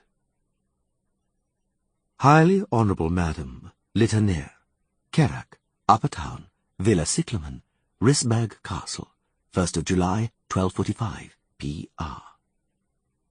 Dear Coral, I trust my letter finds you in good health and mood, and that everything is as you wish. I hasten to inform you that the Witcher, called Geralt of Rivia, finally deigned to put in an appearance at our castle. Immediately after arriving in less than an hour, he showed himself to be annoyingly unbearable, and managed to alienate absolutely everyone, including the Reverend Ortolan, a person who could be regarded as kindness personified, and favourably disposed to everyone.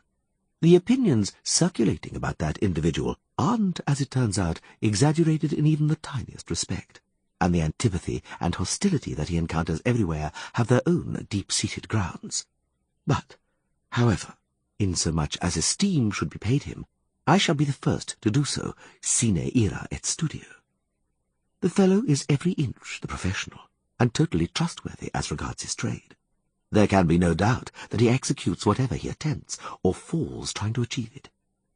We may thus consider the goal of our enterprise accomplished, mainly thanks to you, dear Coral.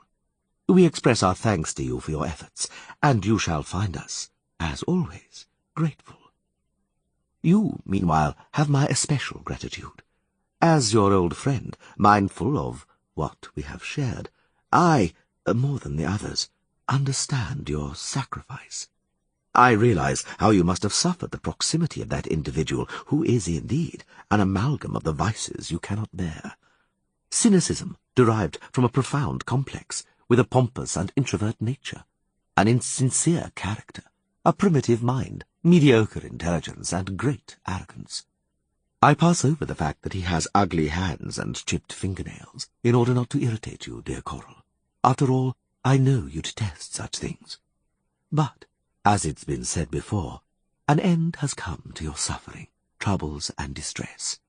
Nothing now stands in the way of your breaking off relations with that individual, and ceasing all contact with him. In the process, definitively putting an end to and making a stand against the false slander spread by unfriendly tongues that have brazenly tried to turn your, let's be honest, simulated and feigned kindness to the Witcher into a vulgar affair. But enough of that. It's not worth belabouring the point. I'd be the happiest of people, my dear Coral, if you were to visit me in Risberg. I don't have to add that one word of yours, one gesture, one smile is enough for me to hasten to you as quickly as I might. Yours, with heartfelt respect, Pinity. P.S. The unfriendly tongues I mentioned posit that your favour towards the Witcher comes from a desire to annoy your consoror, Yennefer, who is still said to be interested in the Witcher. The naivety and ignorance of those schemers is indeed pitiful, since it is widely known that Yennefer is in an ardent relationship with a certain young entrepreneur from the jewellery trade, and she cares as much about the Witcher and his transient love affairs as she does about last year's snow. Interlude. The highly honourable Lord Algernon Gwyncamp, Risberg Castle, ex urbe Kerak, die 5 mens, Jule anno 1245 P.R. My dear Pinity, thanks for the letter. You haven't written to me in ages. Why, there clearly has been nothing to write about, or any reason to do so. Your concern about my health and mood is endearing, also about whether things go as I would wish. I inform you with satisfaction that everything is turning out as it ought, and I'm sparing no effort in that regard. Every man, as you know, steers his own ship.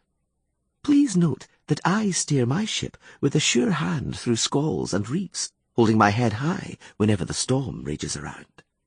As far as my health is concerned, everything is in order, as a matter of fact. Not only physically, but psychologically too, for some little time, since I've had what I'd long been lacking. I only realized how much I was missing it when I stopped missing it. I'm glad the enterprise requiring the witch's participation is heading towards success. My modest contribution in the enterprise fills me with pride. Your sorrow is needless, my dear Pinety, if you think it involved suffering, sacrifices, and difficulties. It wasn't quite so bad. Geralt is indeed a veritable conglomeration of vices. I nevertheless also uncovered in him, sine ira et studio, virtues, considerable ones at that. I vouch that many a man, were he to know, would worry, and many would envy. We have become accustomed to the gossip, rumours, tall tales, and intrigues of which you write, my dear Pinety. We know how to cope with them, and the method is simple. Ignore them. I'm sure you recall the gossip about you and Sabrina Glevisig when it was rumoured there was something between us. I ignored it. I advise you to do the same now. Bene vale, Coral. P.S. I'm extremely busy. A potential rendezvous seems impossible for the foreseeable future. They wander through various lands, and their tastes and moods demand that they be sans all dependencies. That means they recognize not any authority, human or divine. They respect not any laws or principles. They believe themselves innocent of and uncontaminated by any obedience. Being fraudsters by nature, they live by divinations with which they deceive simple folk, serve as spies, distribute counterfeit amulets, fraudulent medicaments, stimulants and narcotics, also dabble in harlotry. That is, they supply paying customers with lewd maidens for filthy pleasures. When they know poverty, they are not ashamed to beg or commit common theft, but they prefer swindles and fraud. They delude the naive that they supposedly protect people, that supposedly they kill monsters for the sake of folks' safety. But that is a lie. Long ago was it proven that they do it for their own amusement, for killing is a first-rate diversion to them. In preparing for their work, they make certain magic spells, howbeit it is but to delude the eyes of observers. Devout priests at once uncovered the falsity and jiggery-pokery to the confusion of those devil servants who call themselves witches. Anonymous. Monstrum, or a description of witches. Chapter 9. Risberg looked neither menacing nor impressive.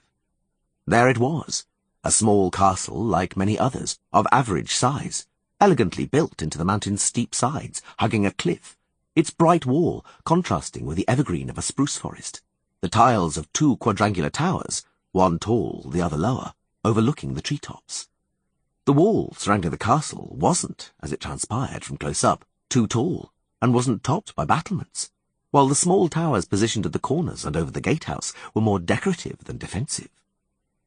The road meandering around the hill bore the signs of intensive use, for it was used, and used intensively.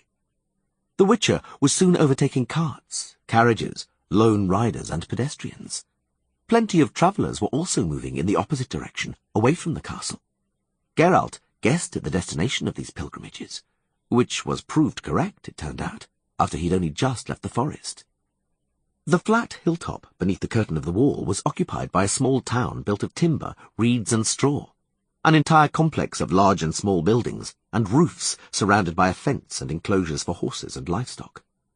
There was a hubbub, and people moved around briskly, like at a market or a fair, for it was indeed a fair, a bazaar, an open market, except neither poultry, fish, nor vegetables were traded there. The goods on sale below the castle were magic. Amulets, talismans, elixirs, opiates, philters, decocts, extracts, distillates, concoctions, incense, syrups, scents, powders and ointments, as well as various practical and enchanted objects, tools, domestic equipment, decorations, and even children's toys. The whole assortment attracted purchasers in great numbers. There was demand, there was supply, and business was clearly flourishing. The road divided. The Witcher headed along the path leading towards the castle gate, considerably less rutted than the other, which led the buyers towards the marketplace.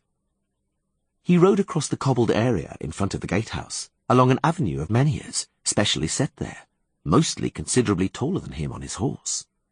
He was soon greeted by a gate, more suited to a palace than a castle, decorated with pilasters and a pediment. The Witcher's medallion vibrated powerfully. Roach neighed, her horseshoes clattering on the cobbles, and stopped abruptly. Identity and purpose of visit. He raised his head. A rasping and echoing voice, undoubtedly female, seemed to emerge from the wide-open mouth of the harpy's head depicted on the tympanum. His medallion quivered, and the mare snorted. Geralt felt a strange tightness at the temples. Identity and purpose of visit, came the voice from the hole in the relief, a little louder than before. Geralt of Rivia, Witcher. I'm expected. The harpy's head uttered a sound resembling a trumpet call. The magic blocking the portal vanished. The pressure at his temples stopped at once, and the mare set off without being urged. Her hooves clattered on the stones. He rode from the portal into a cul-de-sac ringed by a cloister. Two servants, boys in practical brown and grey attire, ran over to him at once. One attended to the horse, and the other served as a guide. This way, Sire. Is it always like this here? Such a commotion? Down there in the suburbs? No, Sire. The servant threw a frightened glance at him. No, but on Wednesdays. Wednesday's market day. On the arcaded finial of the next portal was a cartouche bearing another relief, undoubtedly also magical, depicting an amphisbaena's maw. The portal was closed off by an ornate, solid-looking grille, which, however, opened easily and smoothly when the servant pushed against it. The next courtyard was significantly larger, and the castle could only be properly admired from there. The view from a distance, it turned out, was very deceptive. Risberg was much larger than it appeared to be. A complex of severe and unsightly buildings, seldom encountered in castle architecture, extended deep into the mountain wall. The buildings looked like factories, and probably were, for there were chimneys and ventilation pipes protruding from them. The smell of burning sulphur and ammonia was in the air, and the ground trembled slightly, proof that some kind of subterranean machinery was in operation. A cough from the servant drew Geralt's attention away from the industrial complex, for they were supposed to be going the other way, towards the lower of the two towers, rising above the buildings with more classical architecture befitting a palace. The interior also turned out to be typical of a palace. It smelled of dust, wood, wax, and old junk. It was bright. Magic balls veiled in halos of light. The standard illumination of sorcerers' dwelling places floated beneath the ceiling, as languid as fish in an aquarium. Welcome, Witcher. The welcome party turned out to be two sorcerers. He knew them both, although not personally. Yennefer had once pointed out Harlan Zara to him, and Geralt remembered him because he was probably the only mage to cultivate a completely shaven head. He remembered the other, Algernon Gwynkamp, called Pinety, from the academy in Oxenfurt. "Welcome to Risberg," Pinety greeted him. "We are glad you agreed to come." Are you mocking me? I'm not here of my own will. In order to force me to come, Litanair shoved me in the clink. But she extracted you later, interrupted Zara, and rewarded you amply. She made good your discomfort with great devotion. Word has it that you've been enjoying her company for at least a week. Geralt fought the overwhelming urge to punch him in the face. Pinety must have noticed it. "Pax!" He raised a hand. "Pax, Harlan. Let's end these squabbles. Let's give this battle of snide remarks and acevities a miss. We know Geralt has something against us. It's audible in every word he utters. We know why that is. We know how the affair with Yennefer saddened him, and the reaction of the wizarding community to the affair. We shan't change that. But Geralt is a professional. He will know how to rise above it." He will. Geralt admitted caustically. But the question is whether he'll want to. Can we finally get to the point? Why am I here? We need you, said Zara dryly. You in particular. Me in particular? Ought I to feel honoured, or to start feeling afraid? You are celebrated, Geralt of Rivia, said Pinity. Your deeds and exploits are indeed regarded by general consensus as spectacular and admirable. You may not especially count on our admiration, as you conclude. We aren't so inclined to show our esteem particularly to someone like you, but we're able to acknowledge professionalism and respect experience. The facts speak for themselves. You are, I dare say, an outstanding... Yes? Eliminator. Pinity found the word without difficulty. He had clearly prepared it in advance. Someone who eliminates monsters and beasts that endanger people. Geralt made no comment. He waited. Our aim, the aim of all sorcerers, is also people's prosperity and safety. Thus, we may talk of a community of interests. Occasional misunderstandings ought not to obscure that. The lord of this castle gave us to understand that not long ago. He is aware of you, and would like to meet you personally. That is his wish. Ortolan? Grand Master Ortolan, and his closest collaborators. You will be introduced later. The servants will show you to your quarters. You may refresh yourself after your journey. Rest. We'll send for you soon. Geralt pondered.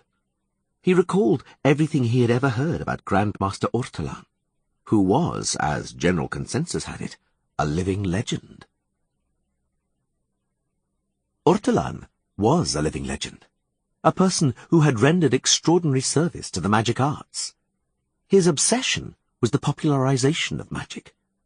Unlike the majority of sorcerers, he thought that the benefits and advantages deriving from supernatural powers ought to be a common good, and serve to strengthen universal prosperity, comfort, and general bliss. It was Ortolan's dream that everybody ought to have guaranteed free access to magical elixirs and medicaments. Magical amulets, talismans, and every kind of artifact ought to be universally and freely available. Telepathy, telekinesis, teleportation, and telecommunication ought to be the privilege of every citizen. In order to achieve that, Ortolan was endlessly coming up with things, meaning inventions, some just as legendary as he himself. Reality painfully challenged the venerable sorcerer's fantasies. None of his inventions, intended to popularize and democratize magic, moved beyond the prototype phase. Everything that Ortolan thought up, and what in principle ought to have been simple, turned out to be horrendously complicated. Everything that was meant to be mass-produced turned out to be devilishly expensive. But Ortolan didn't lose heart, and instead of discouraging him, the fiascos aroused him to greater efforts, leading to further fiascos.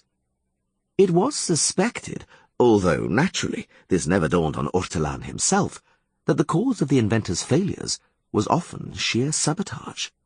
It wasn't caused by, well, not just by the simple envy of the sorcerer's brotherhood, the reluctance to popularize the art of magic, which sorcerers and sorceresses preferred to see in the hands of the elite, i.e. their own. The fears were more about inventions of a military and lethal nature, and the fears were justified.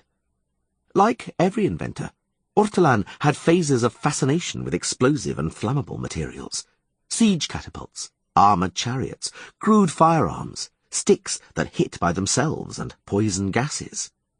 Universal peace among nations is a condition of prosperity, the old man tried to prove, and peace is achieved by arming oneself. The most certain method of preventing wars is to have a terrible weapon as a deterrent. The more terrible it is, the more enduring and certain the peace. Because Ortolan wasn't accustomed to listening to arguments, saboteurs who torpedoed his dangerous inventions were hidden among his inventing team. Almost none of the inventions saw the light of day. An exception was the notorious missile hurler, the subject of numerous anecdotes. It was a kind of telekinetic arbalest with a large container for lead missiles. This missile hurler, as the name suggested, was meant to throw missiles at a target in whole series. The prototype made it out of Risberg's walls, astonishingly, and it was even tested in some skirmish or other, with pitiful results, however. The artilleryman using the invention, when asked about the weapon's usefulness, apparently said that the missile hurler was like his mother-in-law, heavy, ugly, totally useless, and only fit to be taken and thrown in a river. The old sorcerer wasn't upset when this was relayed to him. The weapon was a toy, he was said to have declared, and he already had many more advanced projects on his drawing board capable of mass destruction. He, Ortolan, would give humanity the benefit of peace, even if it would first be necessary to destroy half of it. The wall of the chamber where he was led was graced by a huge tapestry, a masterpiece of weaving, of Arcadian verdure. The tapestry was marred by a stain somewhat resembling a large squid that hadn't been completely washed off. Someone, thought the Witcher, must have puked up on the masterpiece not long before. 7 people were seated at a long table occupying the centre of the chamber. Master Ortolan, Pinety bowed slightly. Let me introduce to you Geralt of Rivia, the Witcher. Ortolan's appearance didn't surprise Geralt. It was believed he was the world's oldest living sorcerer. Perhaps that was really true. Perhaps not. But the fact remained that Ortolan was the oldest-looking sorcerer. This was strange insofar as Ortolan was the inventor of a celebrated mandrake decoction, an elixir used by sorcerers in order to arrest the aging process. Ortolan himself, when he had finally developed a reliably acting formula for the magical liquid, didn't gain much benefit from it, because by then he was quite advanced in age. The elixir prevented aging, but by no means rejuvenated. For which reason Ortolan, too, although he had used the remedy for a long time, continued to look like an old codger, particularly when compared to his confreres, venerable sorcerers who resembled men in the prime of life, and his consorors, world-weary sorceresses who looked like maids. The sorceresses, bursting with youth and charm, and the slightly grey-haired sorcerers, whose real dates of birth had vanished in the mists of time, jealously guarded the secrets of Ortolan's elixir, and sometimes quite simply even denied its existence. Meanwhile, they kept Ortolan convinced that the elixir was generally available, owing to which humanity was practically immortal and, consequently, absolutely happy. Geralt of Rivia, repeated Ortolan, crushing a tuft of his grey beard in his hand. Indeed, indeed, we have heard. The Witcher? A defender, they say, a guardian, protecting people from evil, a prophylactic agent and esteemed antidote to all fearsome evil. Geralt assumed a modest expression and bowed. Indeed, indeed, continued the mage, tugging at his beard. We know. According to all testimony, you spare not your strength to defend folk, my boy. You spare it not, and your practice is verily estimable. Your craft is estimable. We welcome you to our castle, content that the fates brought you here, for though you may not know it yourself, you have returned like a bird to its nest. Verily, like a bird. We are glad to see you, and trust that you are also glad to see us, eh? Geralt was undecided about how to address Ortolan. Sorcerers didn't recognize polite forms and didn't expect them from others. But he didn't know if that was acceptable with regard to a grey-haired and grey-bearded old man, and a living legend to boot. Instead of speaking, he bowed again. Pinety introduced the sorcerers seated at the table in turn. Geralt had heard of some of them. The forehead and cheeks of Axel Esparza, more widely known as pockmarked Axel, were indeed covered with pitted scars. He hadn't removed them, so went the rumour, out of sheer contrariness. The slightly grizzled Miles Trethevi and slightly more grizzled Stukud Zanjanis examined the Witcher with moderate interest. The interest of Biruta Ikarti, a moderately attractive blonde, seemed a little greater. Tarvik Sandoval, broad-shouldered, a physique more befitting a knight than a sorcerer, looked to one side at the tapestry, as though he was also admiring the stain, and was wondering where it came from and who was responsible for it.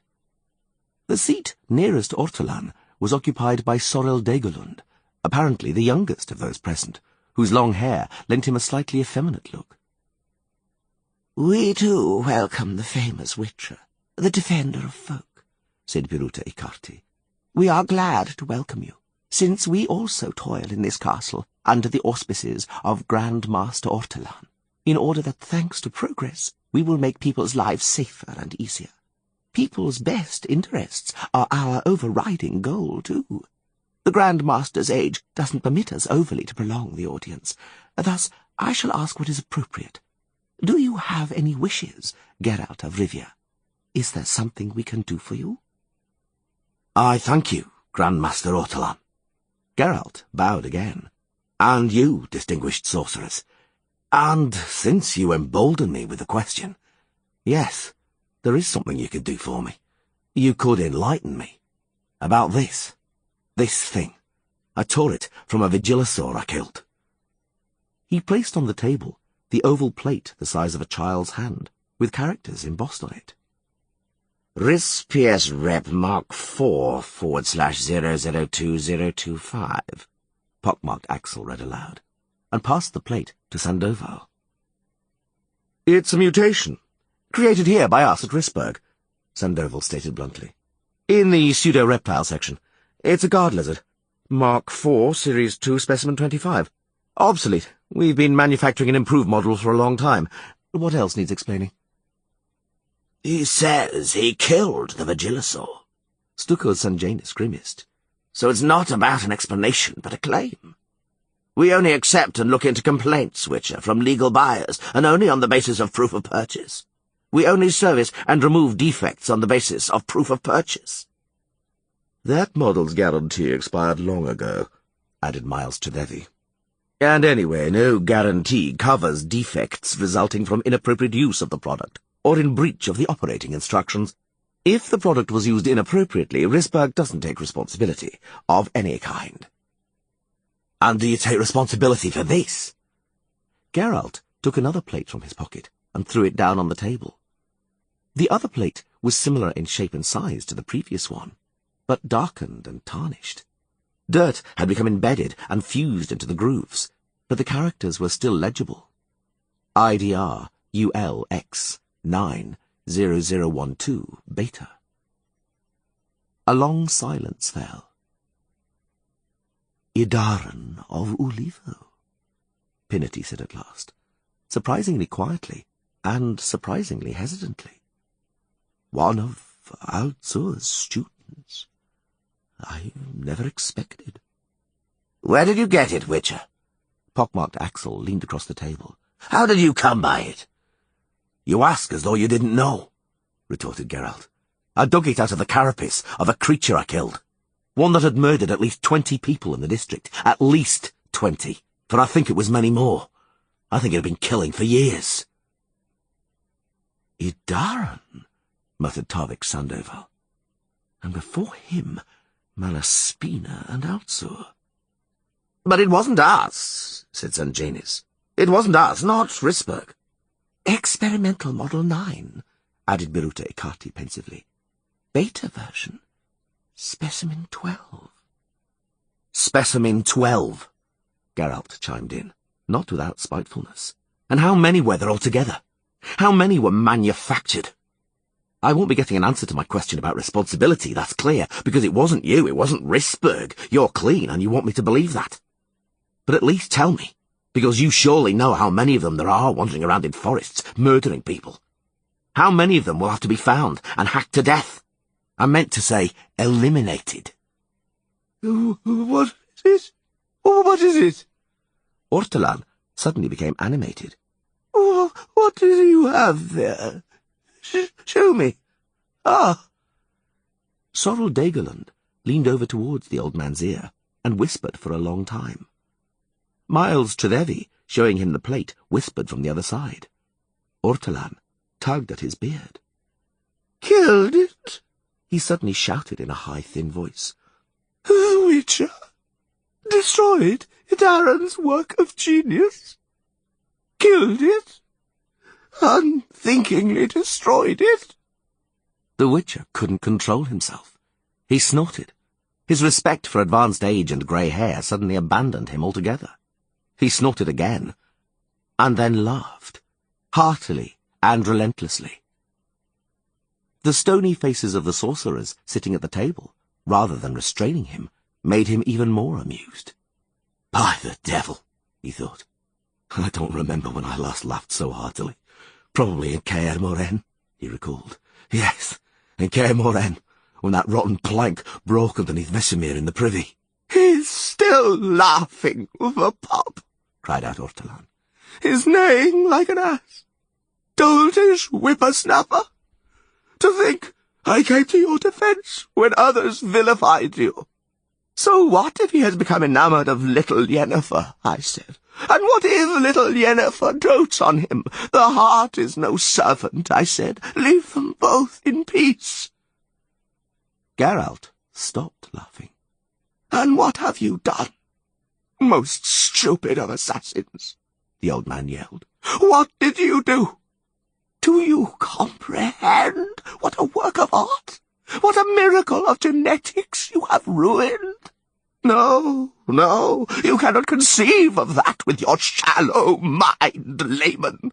You cannot comprehend the ideas of brilliant people, such as Idaran and Alsor, his teacher, who were graced with genius and extraordinary talent, who invented and created great works, meant to serve humanity without taking profit, nor taking base mammon into account, not recreation, nor diversion, but solely progress and the common weal. But what can you apprehend of such things? You apprehend nothing, nothing, nothing, not a scrap. And indeed, I tell you further, Ortolan panted, that you have dishonoured the work of your own fathers with this impudent murder. For it was Cosimo Malaspina, and after him his student Alsor, yes, Alsor, who created the witches. They invented the mutation owing to which men like you were bred, owing to which you exist, owing to which you walk upon this earth, ungrateful one. You ought to esteem Alsor, his successors and their works, and not destroy them. Oh, dear! Oh, dear! The old sorcerer suddenly fell silent, rolled his eyes and groaned heavily. I needs must to the stool, he announced plaintively. I needs must quickly to the stool. Sorrow, my dear boy. Dagolund and Trevevi leapt up from their seats, helped the old man up, and led him out of the chamber. A short while after, Miruta Ikati stood up. She threw the Witcher a very expressive glance, then exited without a word. Sandoval and Sanjanis headed out after her, not even looking at Geralt at all. Pockmarked Axel stood up and crossed his arms on his chest. He looked at Geralt for a long time, lengthily and rather unpleasantly. It was a mistake to invite you, he said finally. I knew it, but I deluded myself in thinking you'd muster up even a semblance of good manners. It was a mistake to accept your invitation, Geralt replied coldly. I also knew it, but I deluded myself in thinking I would receive answers to my questions. How many numbered masterpieces are still at large? How many similar masterworks did Malaspina, Alsor, and Idaran manufacture, and the esteemed Ortolan? How many more monsters bearing your plates will I have to kill? I, a witcher, prophylactic agent and antidote? I didn't receive an answer, and I well apprehend why not. Regarding good manners, however, fuck off, Isparza. Isparza, the pockmarked, slammed the door as he went out, so hard that plaster fell from the ceiling. I don't think I made a good impression, concluded the Witcher. But I didn't expect to, hence there is no disappointment. But that probably isn't everything, is it? So much trouble to get me here, and that will be all. Why, if it's like that, will I find a tavern selling alcohol in the suburbs? Can I toddle along now? No, replied Zara. No, you can't. Because it's by no means all, added Pinety. The chamber he was led to wasn't typical of the rooms where sorcerers usually received applicants. Usually, Geralt was well acquainted with the custom. Mages gave audiences in large rooms with very formal, often severe and cheerless decor. It was practically unthinkable for a sorcerer to receive anybody in a private, personal room, a room able to provide information about the disposition, tastes and predilections of a mage, particularly about the type and specific character of the magic they made. This time it was totally different. The chamber's walls were decorated with numerous prints and watercolours, every last one of them of erotic or downright pornographic character. Models of sailing ships were displayed on shelves, delighting the eye with the precision of their details. Miniature sails proudly billowed out on tiny ships in bottles. There were numerous display cases of various sizes, full of toy soldiers, cavalry and infantry, in all sorts of formations. Opposite the entrance, also behind glass, hung a stuffed and mounted brown trout, of considerable size for a trout. "Be seated, Witcher." Pinety, it became clear at once, was in charge. Geralt sat down, scrutinized the stuffed trout. The fish must have weighed a good 15 pounds alive, assuming it wasn't a plaster imitation. "Magic protects us from being eavesdropped upon." Pinety swept a hand through the air. "We shall thus be able finally to speak freely about the real reasons for your being brought here, Geralt of Rivia. The trout which so interests you was caught on a fly in the River Ribbon, and weighed 14 pounds 9 ounces. It was released alive, and the display case contains a magically created copy. And now please concentrate on what I'm about to tell you." "I'm ready for anything." "We're curious to know what experience you have with demons." Geralt raised his eyebrows. He hadn't been expecting that. And a short time before, he had thought that nothing would surprise him. "And what is a demon, in your opinion?" Zara grimaced and shifted suddenly. Pinety appeased him with a look. "There is a department of supernatural phenomena at the Academy of Oxenford," he said. "Masters of magic give guest lectures there, some of which concern the subject of demons and demonism, in the many aspects of that phenomenon, including the physical, metaphysical, philosophical, and moral. But I think I'm telling you about it needlessly, for you attended those lectures, after all. I remember you, even though as a visiting student you would usually sit in the back row of the lecture theatre. I therefore repeat the question regarding your experience of demons. Be good enough to answer, without being a smart aleck, if you please, or feigning astonishment." "There isn't a scrap of pretense in my astonishment," Geralt replied dryly. "It's so sincere it pains me. How can it not astonish me when I, a simple witcher, a simple prophylactic agent, an even more simple antidote, am asked about my experience with demons? And the questions are being asked by masters of magic who lecture about demonism and its aspects at the university." "Answer the question." "I'm a witcher, not a sorcerer, which means my experience comes nowhere near yours regarding demons. I attended your lectures at Oxenford, Gwyncamp. Anything important reached the back row of the lecture theatre. Demons are creatures from different worlds than ours. Elemental planes, dimensions, space-times, or whatever they're called.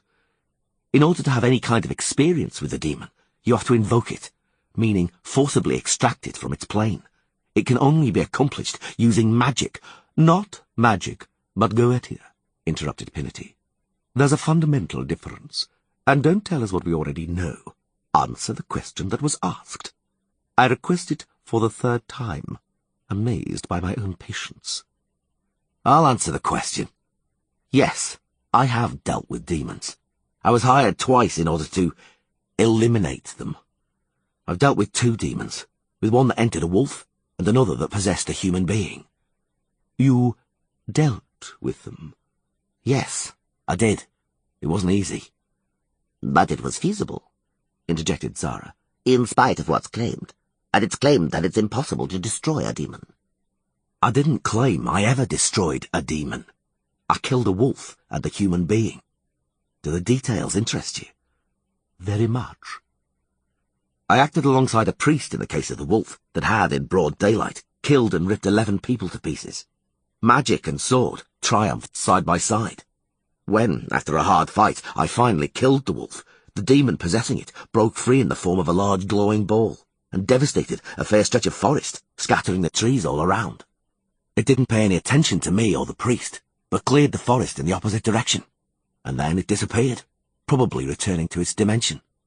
The priest insisted he deserved the credit, that his exorcisms had dispatched the demon to the beyond, although I think the demon went away because he was simply bored.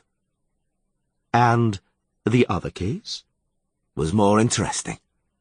I killed a possessed man, he continued without being pressed, and that was it. No spectacular side effects. No ball lightning, auroras, thunderbolts or whirlwinds. Not even a foul smell. I've no idea what happened to the demon. Some priests and mages, your confraters, examined the dead man. They didn't find or discover anything. The body was cremated because the process of decay proceeded quite normally, and the weather was very hot. He broke off. The sorcerers looked at each other. Their faces were inscrutable. That would be, as I understand it, the only proper way of dealing with a demon, Harlan Zara finally said. To kill, to destroy the energumen, meaning the possessed person. The person, I stress. They must be killed at once, without waiting or deliberating. They should be chopped up with a sword. And that's it. Is that the Witcher method? The Witcher technique? You're doing poorly, Zara. That's not how it's done. In order to insult someone properly, you need more than overwhelming desire, enthusiasm and fervour. You need technique. Pax. Pinity headed off an argument again. We are simply establishing the facts. You told us that you killed a man. Those were your very words. Your Witcher code is meant to preclude killing people. You claim to have killed an energumen, a person who'd been possessed by a demon. After that fact, i.e., the execution of a person, no spectacular effects were observed, to quote you again. Where, then, is your certainty that it wasn't— Enough! Geralt interrupted.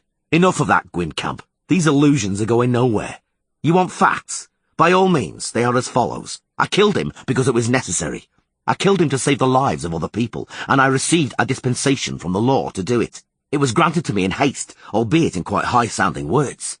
A state of absolute necessity, a circumstance precluding the lawlessness of a forbidden deed, sacrificing one good in order to save another one, a real, direct threat. It was indeed real and direct. You ought to regret you didn't see the possessed man in action, what he did, what he was capable of. I know little of the philosophical and metaphysical aspects of demons, but their physical aspect is truly spectacular. It can be astonishing, take my word for it. We believe you, confirmed Pinity, exchanging glances with Zara again. Of course we believe you, because we've also seen a thing or two.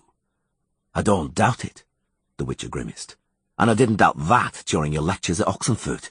It was apparent you knew what you were talking about. The theoretical underpinning really came in handy with that wolf and that man. I knew what it was about. The two cases had an identical basis. What did you call it, Zara? A method? A technique? And thus it was a magical method, and the technique was also magical. Some sorcerer summoned the demon using spells, extracted it forcibly from its plane, with the obvious intention of exploiting it for their own magical goals. That's the basis of demonic magic, Goetia. That's the basis of Goetia. Invoking a demon, using it, and then releasing it. In theory. Because in practice, it happens that the sorcerer, instead of freeing the demon after using it, imprisons it magically in a body. That of a wolf, for example, or a human being. For a sorcerer, as Altsur and Idaran have shown us, likes to experiment, likes observing what a demon does in someone else's skin when it's set free. For a sorcerer, like Altsur, is a sick pervert who enjoys and is entertained by watching the killing wrought by a demon. That has occurred, hasn't it? Various things have occurred, said Harlantzara in a slow, drawling voice. It's stupid to generalize and low to reproach, and to remind you of witches who didn't shrink from robbery, who didn't hesitate to work as hired assassins. Am I to remind you of the psychopaths who wore medallions with a cat's head, and who were also amused by the killing being wrought around them? Gentlemen. Pinity raised a hand, silencing the witcher, who was preparing to make a rejoinder. This isn't a session of the town council, so don't try to outdo one another in vices and pathologies. It's probably more judicious to admit that no one is perfect. Everyone has their vices, and even celestial creatures are no strangers to pathologies, apparently. Let's concentrate on the problem before us, and which demands a solution. Goetia is prohibited, Pinity began after a long silence, because it's an extremely dangerous practice. Sadly, the simple evocation of a demon doesn't demand great knowledge, nor great magical abilities. It's enough to possess a necromantic grimoire, and there are plenty of them on the black market. It is, however, difficult to control a demon once invoked without knowledge or skills. A self-taught goetic practitioner can think himself lucky if the invoked demon simply breaks away, frees itself, and flees. Many of them end up torn to shreds. Thus, invoking demons, or any other creatures from elemental planes and para-elements, was prohibited and had the threat of severe punishments imposed on it. There exists a system of control that guarantees the observance of the prohibition. However, there is a place that was excluded from that control. Risberg Castle. Of course. Of course. Risberg cannot be controlled, for the system of Goetia control I was talking about was created here, after all, as a result of experiments carried out here. Thanks to tests carried out here, the system is still being perfected. Other research is being conducted here, and other experiments, of a wide variety. Various things and phenomena are studied here, Witcher. Various things are done here, not always legal, and not always moral. The end justifies the means. That slogan could hang over the gate to Risberg. And beneath that slogan ought to be added, "What happens at Risberg stays at Risberg," added Sara. "Experiments are carried out here under supervision. Everything is monitored." Clearly not everything, Geralt stated sourly, because something escaped. Something escaped. Pinity was theatrically calm.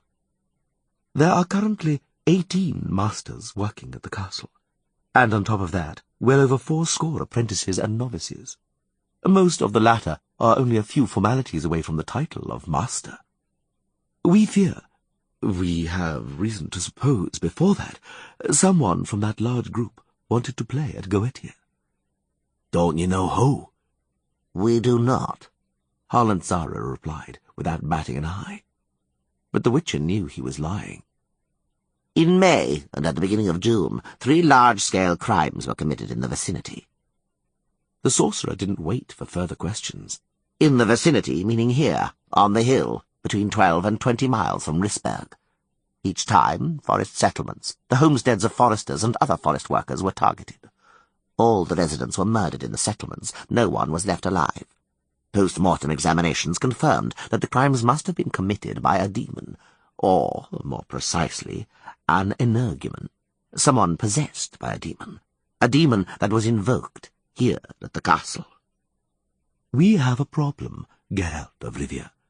We have to solve it, and we hope you'll help us with it. Sending matter is an elaborate, sophisticated, and subtle thing. Hence, before setting about teleporting, one must, without fail, defecate and empty the bladder. Geoffrey Monk, The Theory and Practice of Using Teleportals. Chapter 10. As usual, Roach snorted and protested on seeing the blanket, and fear and protest could be heard in her snorting. She didn't like it when the Witcher covered her head. She liked even less what occurred right after it was covered. Geralt wasn't in the least surprised at the mare, because he didn't like it either. Naturally, it didn't behove him to snort or splutter, but it didn't stop him expressing his disapproval in another form. "Your aversion to teleportation is truly surprising," said Harlan Sara, showing his astonishment for the umpteenth time. The Witcher didn't join in the discussion. Zara hadn't expected him to. "We've been transporting you for over a week," he continued, "and each time you put on the look of a condemned man being led to the scaffold. Ordinary people I can understand. For them, matter transfer remains a dreadful, unimaginable thing. But I thought that you, a Witcher, had more experience in matters of magic. These aren't the times of Geoffrey Monk's first portals. Today, teleportation is a common and absolutely safe thing. Teleportals are safe, and teleportals opened by me are absolutely safe." The Witcher sighed. He'd happened to observe the effects of the safe-functioning teleportals more than once, and he'd also helped sorting the remains of people who'd used teleportals, which was why he knew that declarations about their safety could be classified along with such statements as, "My little dog doesn't bite," "My son's a good boy," "This stew's fresh," "I'll give you the money back the day after tomorrow at the latest," "He was only getting something out of my eye," "The good of the fatherland comes before everything," and "Just answer a few questions and you're free to go." There wasn't a choice or an alternative, however. In accordance with the plan adopted at Risberg, Geralt's daily task was to patrol a selected region of the hills and the settlements, colonies and homesteads there. Places where Pinety and Zara feared another attack by the energumen. Settlements like that were spread over the entire hills, sometimes quite far from each other. Geralt had to admit and accept the fact that effective patrolling wouldn't have been possible without the help of teleportational magic. To maintain secrecy, Pinety and Zara had constructed the portals at the end of the Risberg complex, in a large, empty, musty room in need of refurbishment, where cobwebs stuck to your face and shriveled-up mouse droppings crunched under your boots. A spell was activated on a wall covered in damp patches and slimy marks, and then the brightly shining outline of a door, or rather a gateway, appeared, beyond which swirled an opaque, iridescent glow. Geralt walked the blindfolded mare into the glow, and then things became unpleasant. There was a flash, and he stopped seeing, hearing, or feeling anything, apart from cold. Cold was the only thing felt inside the black nothingness, amid silence, amorphousness, and timelessness, because the teleport dulled and extinguished all the other senses. Fortunately, only for a split second. The moment passed, the real world flared up, and the horse, snorting with terror, clattered its horseshoes on the hard ground of reality. "The horse taking fright is understandable," Zara stated again, "while your anxiety, Witcher, is utterly irrational." Anxiety is never irrational, Geralt thought to himself, aside from psychological disturbances. It was one of the first things novice witches were taught. It's good to feel fear. If you feel fear, it means there's something to be feared, so be vigilant. Fear doesn't have to be overcome. Just don't yield to it, and you can learn from it. "Where to today?"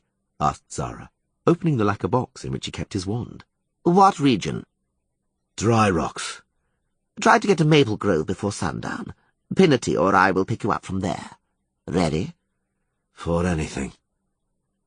Zara waved his hand and wand in the air, as though conducting an orchestra, and Geralt thought he could even hear music.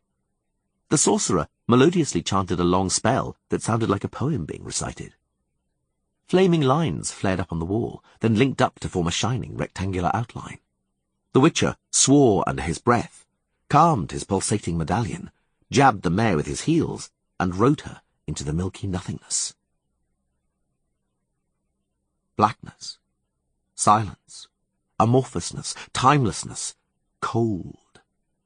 And suddenly a flash and a shock, the thud of hooves on hard ground.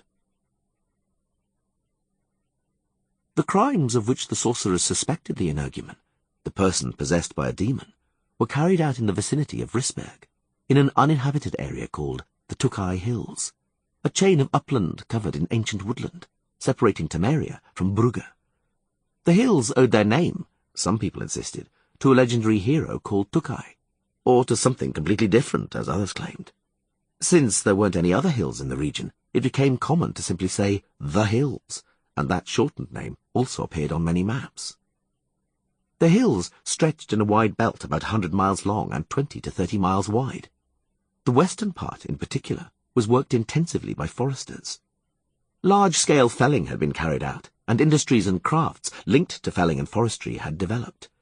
Large, medium, small, and quite tiny, permanent and makeshift, tolerably and poorly built settlements, colonies, homesteads and camps of the people earning their living by forest crafts had been established in the wilderness. The sorcerers estimated that around 4 dozen such settlements existed throughout the hills. Massacres, from whom no one escaped with their life, had occurred in 3 of them. Dry rocks, a complex of low limestone hills surrounded by dense forests, formed the westernmost edge of the hills, the western border of the patrol region. Geralt had been there before. He knew the area. A lime kiln, used for burning limestone, had been built in a clearing at the edge of the forest. The end product of this burning was quicklime. Pinety, when they were there together, explained what the lime was for, but Geralt had listened inattentively and forgot it. Lime, of any kind, lay quite far beyond his sphere of interests. But a colony of people had sprung up by the kiln, who made a living from said lime. He had been entrusted with their protection, and only that mattered. The lime burners recognized him. One of them waved his hat at him. Geralt returned the greeting. "I'm doing my job," he thought. "I'm doing my duty, doing what they pay me for." He guided Roach towards the forest. He had about a half-hour ride along a forest track ahead of him. Nearly a mile separated him from the next settlement. It was called Pointer's Clearing. The Witcher covered a distance of from 7 to 10 miles over the course of a day. Depending on the region, that meant visiting anything from a handful to more than a dozen homesteads, and then reaching an agreed-upon location from where one of the sorcerers would teleport him back to the castle before sundown. The pattern was repeated the following day, when another region of the hills was patrolled. Geralt chose the regions at random, wary of routines and patterns that might easily be decoded. Despite that, the task turned out to be quite monotonous. The Witcher, however, wasn't bothered by monotony. He was accustomed to it in his profession. In most cases, only patience, perseverance, and determination guaranteed a successful kill. Actually, never before, and this was pertinent, had anyone ever been willing to pay for his patience, perseverance, and determination as generously as the sorcerers of Rissburg. So he couldn't complain. He just had to do his job, without believing overly in the success of the enterprise. "You presented me to Ortolan and all the high-ranking mages immediately after my arrival at Rissburg," he pointed out to the sorcerers. "Even if one assumes that the person guilty of the Goetia and the massacres wasn't among them, news of a Witcher at the castle must have spread. Your wrongdoer, assuming he exists, will understand in no time what's afoot, so will go into hiding and abandon his activities entirely, or will wait until I leave and then begin again." "We can stage your departure," replied Pinety, "and your continued stay at the castle will be a secret. Fear not. Magic exists to guarantee the confidentiality of what must remain a secret. Believe us, we can work that kind of magic." "So you believe my daily patrols make sense?" "They do. Do your job, Witcher, and don't worry about the rest." Geralt solemnly promised not to worry, although he had his doubts, and didn't entirely trust the sorcerers. He had his suspicions, but had no intention of divulging them. Axes banged and saws rasped briskly in Pointer's Clearing, and there was a smell of fresh timber and resin. The relentless felling of the forest was being carried out by the woodcutter Pointer and his large family. The older members of the family chopped and sawed, the younger ones stripped the branches from the trunks, and the youngest carried brushwood. Pointer saw Geralt, sank his axe into a trunk and wiped his forehead. "Greetings." The Witcher rode closer. "How are things? Everything in order?" Pointer looked at him, long and somberly. "Things are bad," he said at last. "Why?" Pointer said nothing for a long time. "Someone stole a saw," he finally snarled. "Stole a saw! How could it be, eh? Why do you patrol the clearing, sire, eh? And Torquil roams the forest with his men, eh? Gardeners, are you? And saws going missing?" "I'll look into it." Geralt lied easily. "I'll look into the matter. Farewell." Pointer spat. In the next clearing, this time Dudek's, everything was in order. No one was threatening Dudek, and probably no one had stolen anything. Geralt didn't even stop. He headed towards the next settlement, called Ashburner. Forest tracks, furrowed by wagon wheels, eased his movement between the settlements. Geralt often happened upon carts, some loaded with forestry products, and others unladen, on their way to be loaded up. He also met groups of pedestrian wayfarers. There was an astonishing amount of traffic. Even deep in the forest, it was seldom completely deserted. Occasionally, the large rump of a woman on all fours, gathering berries or other forest fruits, emerged above the ferns, like the back of a narwhal from the ocean waves. Sometimes something with a stiff gait and the posture and expression of a zombie mooned about among the trees, turning out to be an old geezer looking for mushrooms. From time to time, something snapped the brushwood with a frenzied yell. It was children, the offspring of the woodsmen and charcoal burners, armed with bows made of sticks and string. It was astonishing how much damage the children were capable of causing in the forest using such primitive weapons. It was horrifying to think that one day these youngsters would grow up and make use of professional equipment. Ashburner Settlement, where it was also peaceful, with nothing disturbing the work or threatening the workers, took its name, very originally, from the production of potash, a valued agent in the glass-making and soap-making industries. Potash, the sorcerers explained to Geralt, was obtained from the ash of the charcoal which was burned in the locality. Geralt had already visited, and planned to visit again that day, the neighbouring charcoal burner settlement. The nearest one was called Oak Grove, and the way there, indeed, led beside a huge stand of immense oaks, several hundred years old. A murky shadow always lay beneath the oaks, even at noon, even in full sun and under a cloudless sky. It was there, by the oaks, less than a week before, that Geralt had first encountered Constable Torquil and his squad. When men in green camouflage outfits with longbows on their backs galloped out of the oaks and surrounded him from all sides, Geralt first took them for foresters, members of the notorious volunteer paramilitary unit who called themselves the Guardians of the Forest, and whose mission was to hunt non-humans, elves and dryads in particular, and murder them in elaborate ways. It sometimes happened that people travelling through the forests were accused by the foresters of supporting the non-humans or trading with them. They punished the former and the latter by lynching, and it was difficult to prove one's innocence.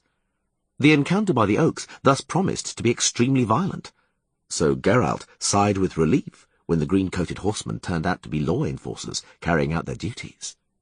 Their commander, a swarthy character with a piercing gaze, having introduced himself as a constable in the service of the bailiff of Gors-Velen, bluntly and brusquely demanded that Geralt reveal his identity, and when he was given it, demanded to see his witcher's emblem. The medallion with the snarling wolf was not only considered satisfactory proof, but aroused the evident admiration of the guardian of the law. The esteem, so it seemed, also extended to Geralt himself.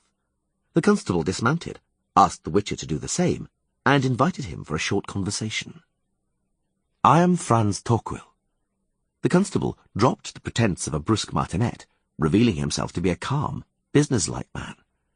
"You, indeed, are the witcher Geralt of Rivia. The same Geralt of Rivia who saved a woman and child from death in Ansages a month ago by killing a man-eating monster." Geralt pursed his lips. He had happily already forgotten about Ansages, about the monster with the plate and the man of whose death he was guilty. He had fretted over that a long time, had finally managed to convince himself that he'd done as much as he could, that he'd saved the other two, and that the monster wouldn't kill anyone else. Now it all came back. Franz Torquil could not have noticed the clouds that passed over the witcher's brow following his words, and if he had, he wasn't bothered. "It would appear, witcher, that we're patrolling these thickets for the same reasons," he continued. "Bad things began to happen in the Tukai Hills after the spring. Very unpleasant things have occurred here, and it's time to put an end to them. After the slaughter in Arches, I advised the sorcerers from Risberg to hire a witcher. They took it to heart, I see, although they don't like doing as they're told."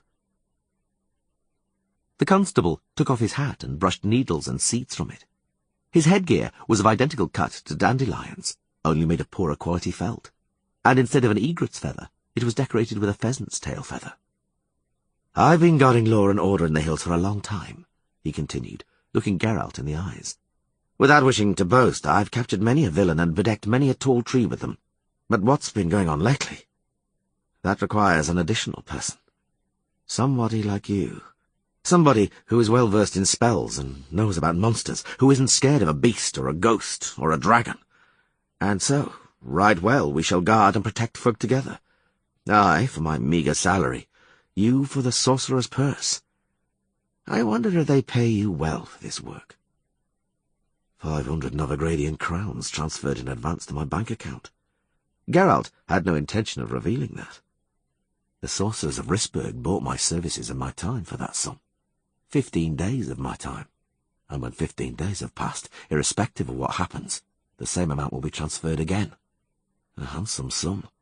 More than satisfactory. Aye, they're surely paying a good deal. Franz Torquil quickly realized he wouldn't be receiving an answer. They can afford to. And I'll tell you this, no money here is too much.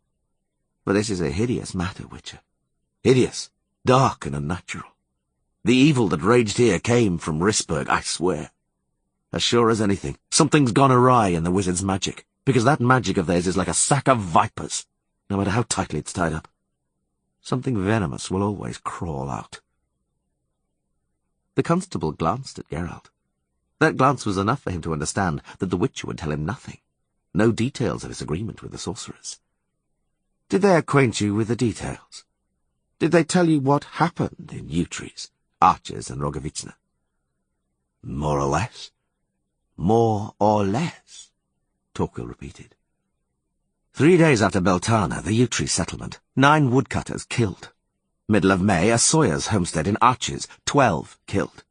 Beginning of June, Rogovicna, a colony of charcoal burners, 15 victims. That's the state of affairs, more or less, for today, Witcher. But that's not the end. I give my word that it's not the end. Utrecht, Arches, Rogovicna. 3 mass crimes.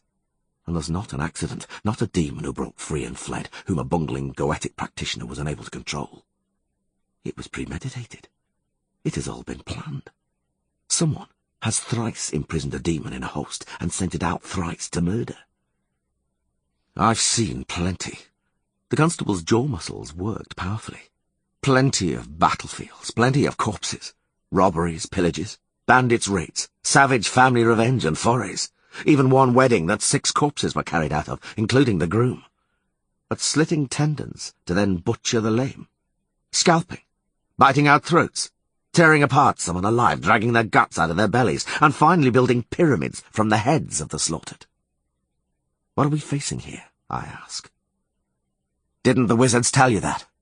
Didn't they explain why they need a witcher? What do sorcerers from Rissburg need a witcher for? So much so that he needs to be forced by blackmail to cooperate. For the sorcerers could have coped admirably with any demon or any host themselves without any great difficulty. Fulmen Sphericus, or Sagita Aurea, the first 2 spells of many that spring to mind, could have been used on an energumen at a distance of 100 paces, and it's doubtful that it would survive the treatment. But no, the sorcerers prefer a witcher. Why? The answer's simple. A sorcerer, confrater or comrade has become an energumen. One of their colleagues invokes demons and lets them enter him and runs around killing. He's already done it 3 times. But the sorcerers can't exactly shoot ball lightning at a comrade or run him through with a golden arrowhead. They need a witcher to deal with a comrade. There was something Geralt couldn't and didn't want to tell Torquil. He couldn't and didn't want to tell him what he'd told the sorcerers in Rissburg, and which they had shrugged off, as you would something inconsequential. You're still doing it. You're still playing at this, as you call it, Goetia. You invoke these creatures, summon them from their planes behind closed doors. With the same tired old story. We'll control them, master them, force them to be obedient. We'll set them to work. With the same inevitable justification. We'll learn their secrets, force them to reveal their mysteries and arcana, and thus we'll redouble the power of our own magic. We'll heal and cure. We'll eliminate illness and natural disasters. We'll make the world a better place and make people happier. And it inevitably turns out that it's a lie, that all you care about is power and control. Zara, it was obvious, was spoiling to retaliate, but Pinnerty held him back. "Regarding creatures from behind closed doors," Geralt continued, "creatures we are calling, for convenience, demons. You certainly know the same as we witches do, which we found out a long time ago, which is written about in witcher registers and chronicles. Demons will never, ever reveal any secrets or arcana to you. They will never let themselves be put to work. They let themselves be invoked and brought to our world for just one reason. They want to kill. Because they enjoy it. And you know that. But you allow them in." "Perhaps we'll pass from theory to practice," said Pinnerty, after a very long silence. "I think something like that has also been written about in witcher registers and chronicles. And it is not moral treatises, but rather practical solutions we expect from you, witcher." "Glad to have met you." Franz Torquil shook Geralt's hand. "And now to work, patrolling. To guard. To protect folk. That's what we're here for." "We are." Once in the saddle, the constable leaned over. "I'll bet," he said softly, "that you're most aware of what I'm about to tell you. But I'll say it anyway. Beware, witcher. Be heedful. You don't want to talk, but I know what I know. The wizards, sure as anything, hired you to fix what they spoiled themselves, to clear up the mess they made. But if something doesn't go right, they'll be looking for a scapegoat. And you have all the makings of one." The sky over the forest began to darken. A sudden wind blew up in the branches of the trees. Distant thunder rumbled. "If it's not storms, it's downpours," said Franz Torquil when they next met. "There's thunder and rain every other day, and the result is that when you go looking for tracks, they're all washed away by the rain. Convenient, isn't it? As though it's been ordered. It too stinks of sorcery. Rissberg's sorcery, to be precise. It's said that wizards can charm the weather, raise up a magical wind or enchant a natural one to blow whichever way they want, chase away clouds, stir up rain or hail, and unleash a storm, too, as if on cue, when it suits them, in order, for example, to cover their tracks. What say you to that, Geralt?" "Sorcerers indeed can do much," he replied. "They've always controlled the weather from the first landing, when apparently only Jan Becker's spells averted disaster. But to blame mages for all adversities and disasters is probably an exaggeration. You're talking about natural phenomena, after all, Franz. It's simply that kind of season, a season of storms." He spurred on his mare. The day was already drawing to a close, and he intended to patrol a few more settlements before dusk. First, the nearest colony of charcoal burners, located in a clearing called Rogovicna. Pinnerty had been with him the first time he was there. To the witcher's amazement, instead of the site of the massacre being a gloomy, God-forsaken wilderness, it turned out to be a place of intense work, full of people. The charcoal burners, who called themselves smokers, were labouring on the building site of a new kiln used for burning charcoal. The charcoal kiln was a dome of wood, not some random heap by any means, but a meticulously and evenly arranged mound. When Geralt and Pinnerty arrived at the clearing, they found the charcoal burners covering the mound with moss and carefully topping it with soil. Another charcoal kiln, built earlier, was already in operation, meaning it was smoking copiously. The entire clearing was enveloped in eye-stinging smoke, and an acrid, resinous smell attacked the nostrils. "How long ago?" the witcher coughed. "How long ago did you say was?" "Exactly a month ago. People are working here as if nothing happened. There's a great demand for charcoal," explained Pinnerty. "Charcoal is the only fuel that can achieve a high enough temperature for smelting. The furnaces near Dorian and Gosvelen couldn't function without it, and smelting is the most important and most promising branch of industry. Because of demand, charcoal burning is a lucrative job, and economics, which is like nature and abhors a vacuum. The massacred smokers were buried over there. Do you see the graves? The sand is still a fresh yellow colour, and new workers replaced them. The charcoal killed smoking, and life goes on." They dismounted. The smokers were too busy to pay them any attention. If anyone was showing them interest, it was the women and children, a few of whom were running among the shacks. Indeed. Pinity guessed the question before the Witcher could ask it. There are also children among those under the burial mound. 3, and 3 women, and 9 men and youths. Follow me. They walked between cords of seasoning timber. Several men were killed on the spot, their heads smashed in, the sorcerer said. The rest of them were incapacitated and immobilized, the heel cords of their feet severed with a sharp instrument. Many of them, including all the children, had their arms additionally broken. The captives were then murdered. Their throats were torn apart, they were eviscerated and their chests ripped open. Their backs were flayed and they were scalped. One of the women— Enough! The Witcher looked at the black patches of blood, still visible on the birch trunks. That's enough, Pinity. You ought to know who, what you're dealing with. I already do. And so just the final details. Some of the bodies were missing. All the dead were decapitated, and the heads arranged in a pyramid, right here. There were 15 heads and 13 bodies. 2 bodies disappeared. The dwellers of 2 other settlements, yew trees and archers, were murdered in almost identical fashion. The sorcerer continued after a short pause. 9 people were killed in yew trees and 12 in archers. I'll take you there tomorrow. We still have to drop in at New Tar Works today. It's not far. You'll see what the manufacture of pitch and wood tar looks like. The next time you have to rub wood tar onto something, you'll know where it came from. I have a question. Yes? Did you really have to resort to blackmail? Didn't you believe I'd come to Rissburg of my own free will? Opinions were divided. Whose idea was it to throw me into a dungeon in Kerak, then release me, but still threaten me with the court? Who came up with the idea? It was Coral, wasn't it? Pinity looked at him for a long time. Yes, he finally admitted. It was her idea, and her plan, to imprison, release, and threaten you, and then finally have the case dismissed. She sorted it out immediately after you left. Your file in Kerak is now as clean as a whistle.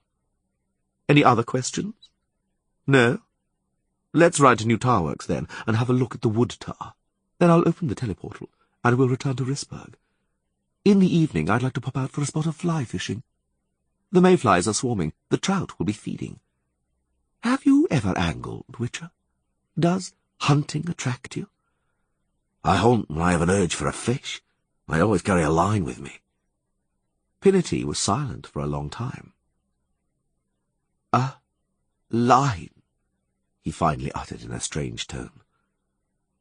A line with a lead weight, with many little hooks, on which you skewer worms? Yes. Why? Nothing. It was a needless question. He was heading towards Pine Tops, the next charcoal burner settlement, when the forest suddenly fell silent. The jays were dumbstruck. The cries of magpies went silent all of an instant. The drumming of a woodpecker suddenly broke off. The forest had frozen in terror. Geralt spurred his mare to a gallop.